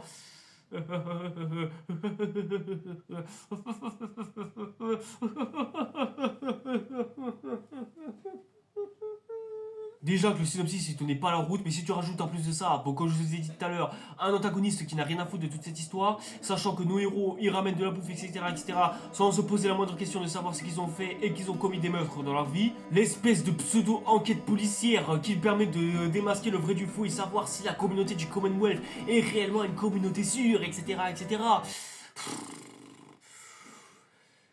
Je sais pas, c'est marqué dans la miniature de la série. Je sais pas, j'ai l'impression de voir n'importe quelle série, sauf du Walking Dead. La seule chose qui reste maintenant de The Walking Dead, c'est triste à dire, mais ce sont les zombies. Intéressant. Nos héros du côté de Daryl arrivent à vaincre les ennemis auxquels ils avaient à faire face, semblerait-il. Ils arrivent à se nourrir comme il faut, c'est bien, mais au bout d'un moment, le Commonwealth finit par arriver et constate que Alexandria s'est bien fait détruire, surtout suite à une tempête que tout le monde a oublié en fait, puisque la tempête a quasiment amoché Alexandria bien plus que la dernière fois. Parce que, allez, jusque-là, j'ai envie de dire c'est logique, ça met Alexandria un peu en peine et ça donne envie au Commonwealth de vouloir les aider. Ça à la limite, je veux bien accepter ça, pas de soucis. Bon, ensuite on intègre tout le monde au Commonwealth, mais pas tout le monde non plus, puisque les communautés eux refusent de s'intégrer principalement au Commonwealth parce que les gars ils sont pas confiance. Et en même temps, quand on connaît leur expérience quelque part, ça ne me surprend absolument pas. Entre temps, Daryl et compagnie, ils ont une mission, notamment sur une maison abandonnée, ou plutôt des décès abandonnés, enfin des je sais pas comment on appelle ça, des bâtiments quoi. Et dans ces bâtiments, ils sont reclus des gens de la Kaira de la Street qui vivent tranquilles jusqu'à ce que le Commonwealth décide de les attaquer et un petit peu de prendre leurs ressources et de un petit peu les maltraiter.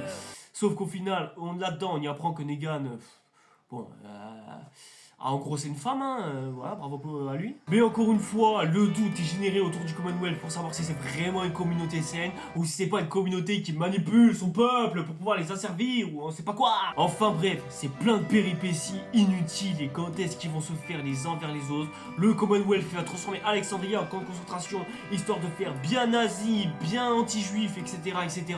Tout ça pour que tous nos héros finissent enfin toutes et tous par se réunir à un seul et même point pour pouvoir ainsi en finir avec cette guerre finale de cet arc final de la saison finale de la série The Walking Dead tout entier. Un épilogue où une horde entière de zombies attaque la civilisation ou tout du moins ce qu'il en reste. Nos héros se battent comme ils peuvent sans avoir la moindre sueur de sang sur eux alors qu'ils ont tué je sais pas combien de zombies. Au final, tout le monde arrive à gagner malgré le fait qu'il y a eu des morts un peu à droite à gauche jusqu'à ce que on finisse enfin avec une explosion finale archi dégueulasse. Ah, et pour finir, la comparaison avec Game of Thrones, puisque House of Dragon était arrivé à cette époque-là.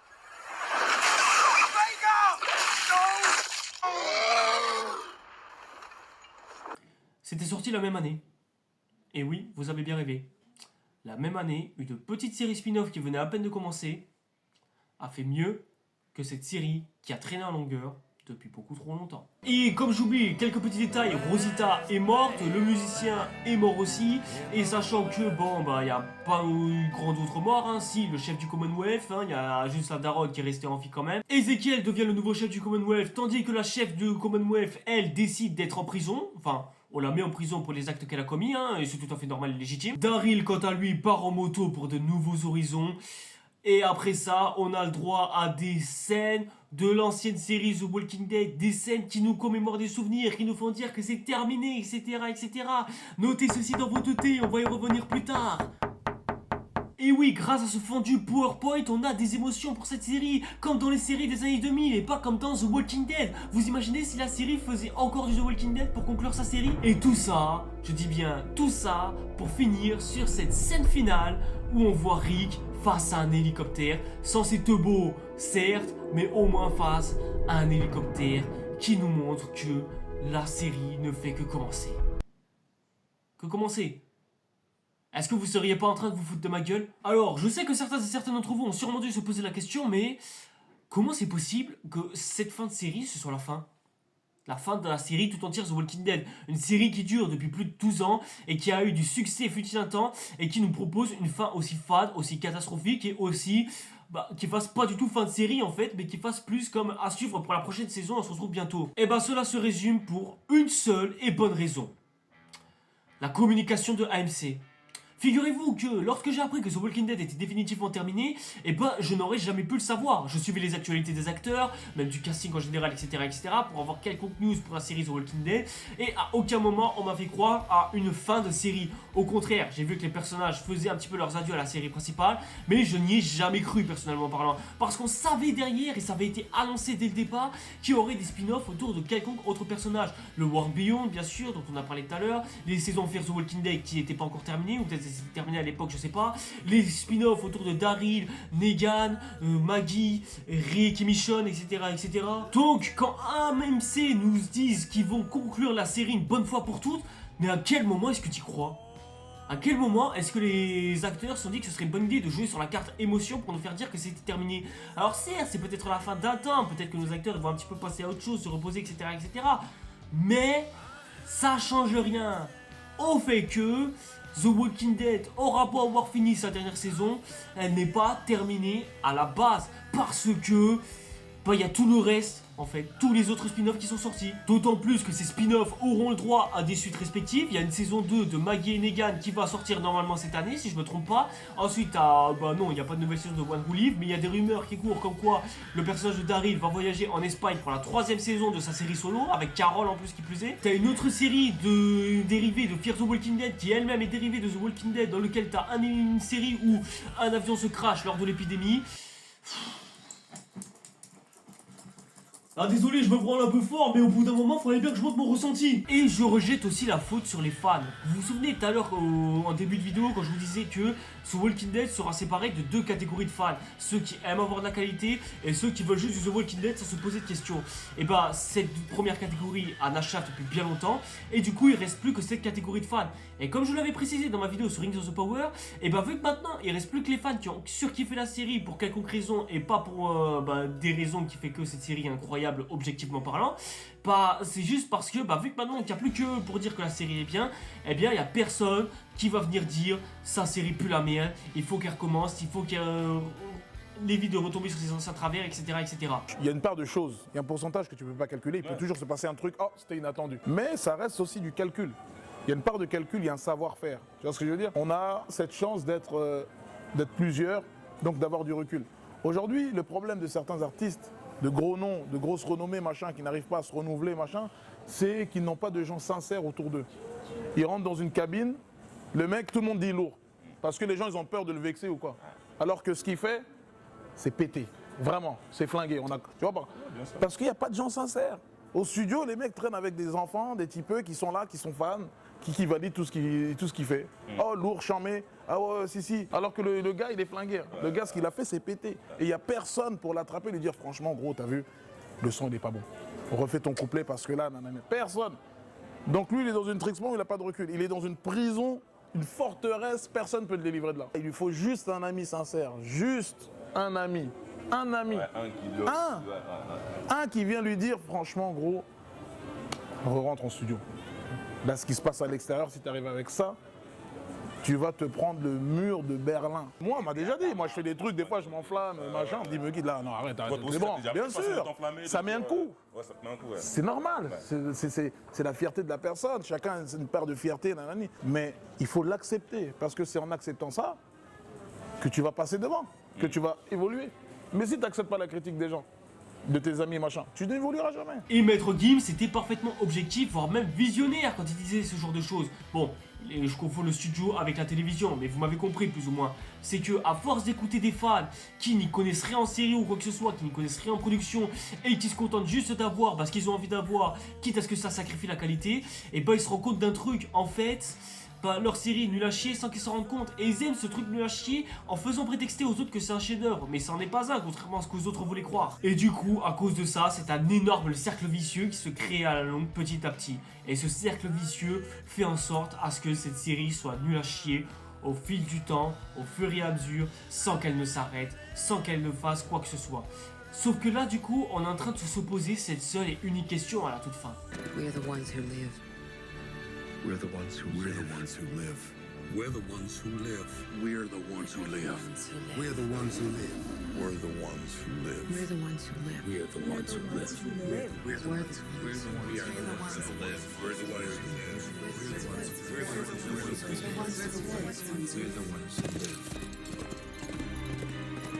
live. We're the ones who live. We're the ones who live. We're the ones who live. Avant qu'on se penche un peu plus en détail sur la série, il faut qu'on se pose la question de savoir c'était quoi The Walking Dead avant et pourquoi est-ce qu'elle a autant changé cette série. Eh bien c'est simple, au départ c'était un passionné de comics qui avait décidé d'en faire une série tout entière et de raconter quelque chose à sa propre sauce. Au final, les producteurs s'y sont de plus en plus mêlés au point de dégager celui qui a créé cette série pour eux. Et au final, ils ont vu cette série comme une vache à lait, comme une poule aux œufs d'or. Et cette poule aux œufs d'or, ils ont décidé de la pondre, de la traire encore et encore. Et au début, ça marchait bien. Mais ça, c'est parce que t'avais encore des artistes derrière qui voulaient faire en sorte que la série reste qualitative tout du long. Sauf qu'au final, cette série restée qualitative tout du long ne marche pas par la suite. Parce qu'à force de vouloir faire plaisir aux fans, et bah ils en ont oublié l'essentiel. Faire une bonne série tout simplement.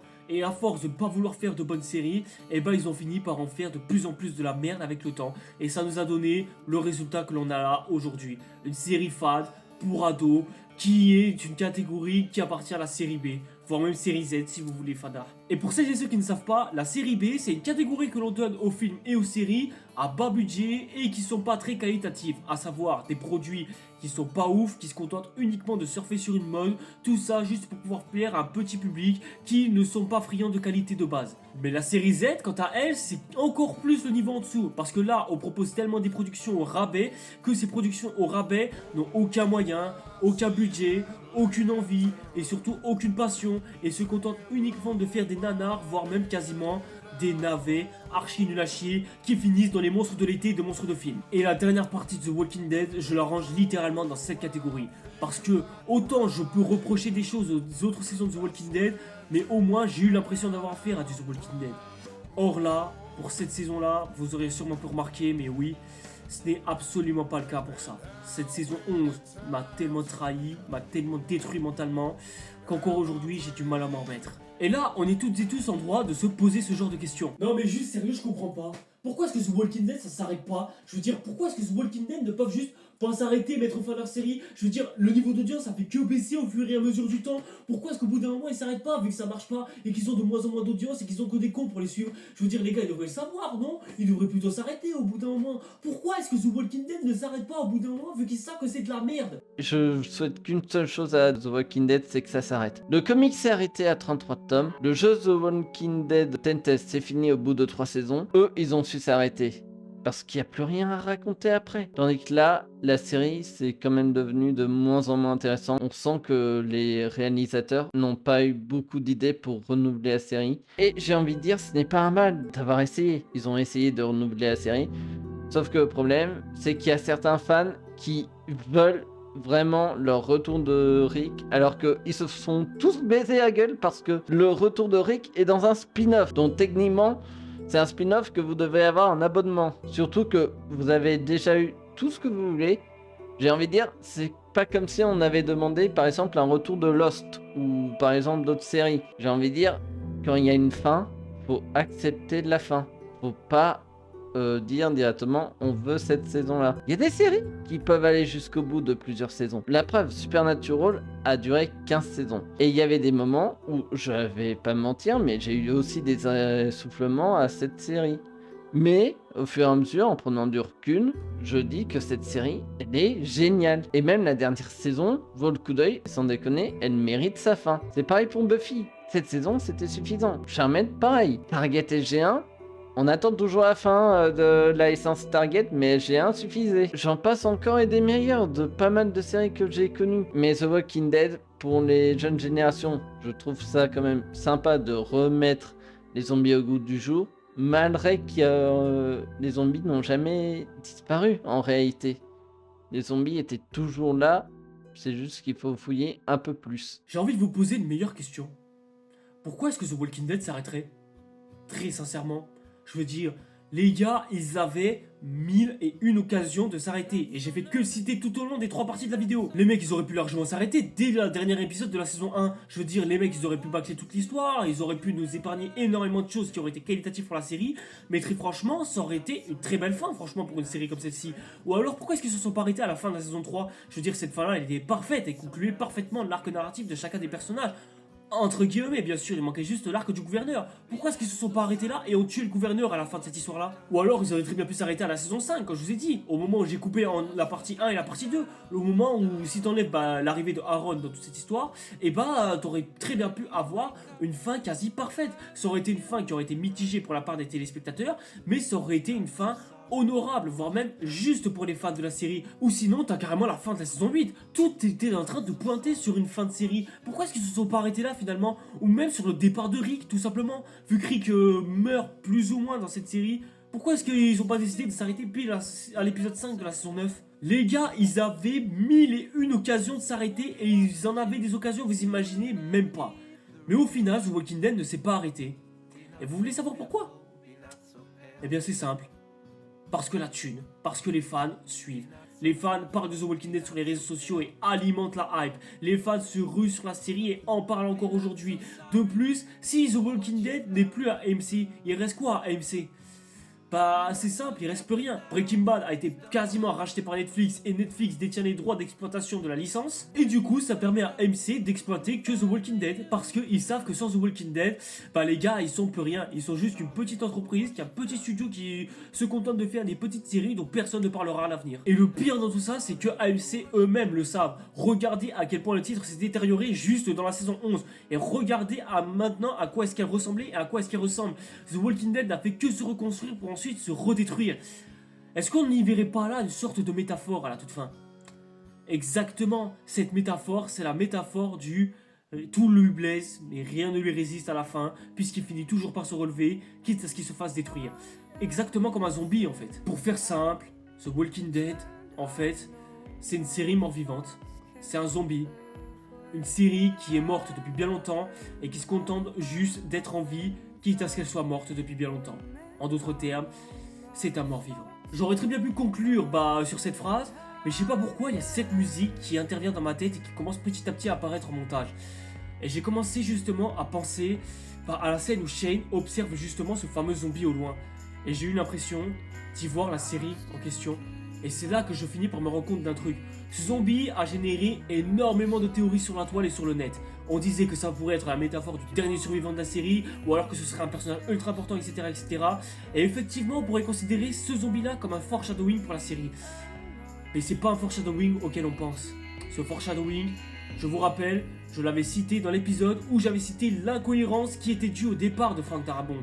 Parce que le départ de Frank Darabont signait justement le début de la fin et le début de la décadence et de la pente descendante pour la série The Walking Dead. En d'autres termes, ce zombie, c'était exactement ce que la série allait devenir. À savoir, un mort vivant qui se contente uniquement de vagabonder dans les champs, sans but, juste pour errer, juste pour exister et juste pour nous faire comprendre que ce Walking Dead, c'est un mort vivant. Un mort vivant qui vivra et qui restera mort pour l'éternité. Et le pire, c'est que la série l'avait annoncé dès le début, sous nos yeux, et on a préféré ne rien voir.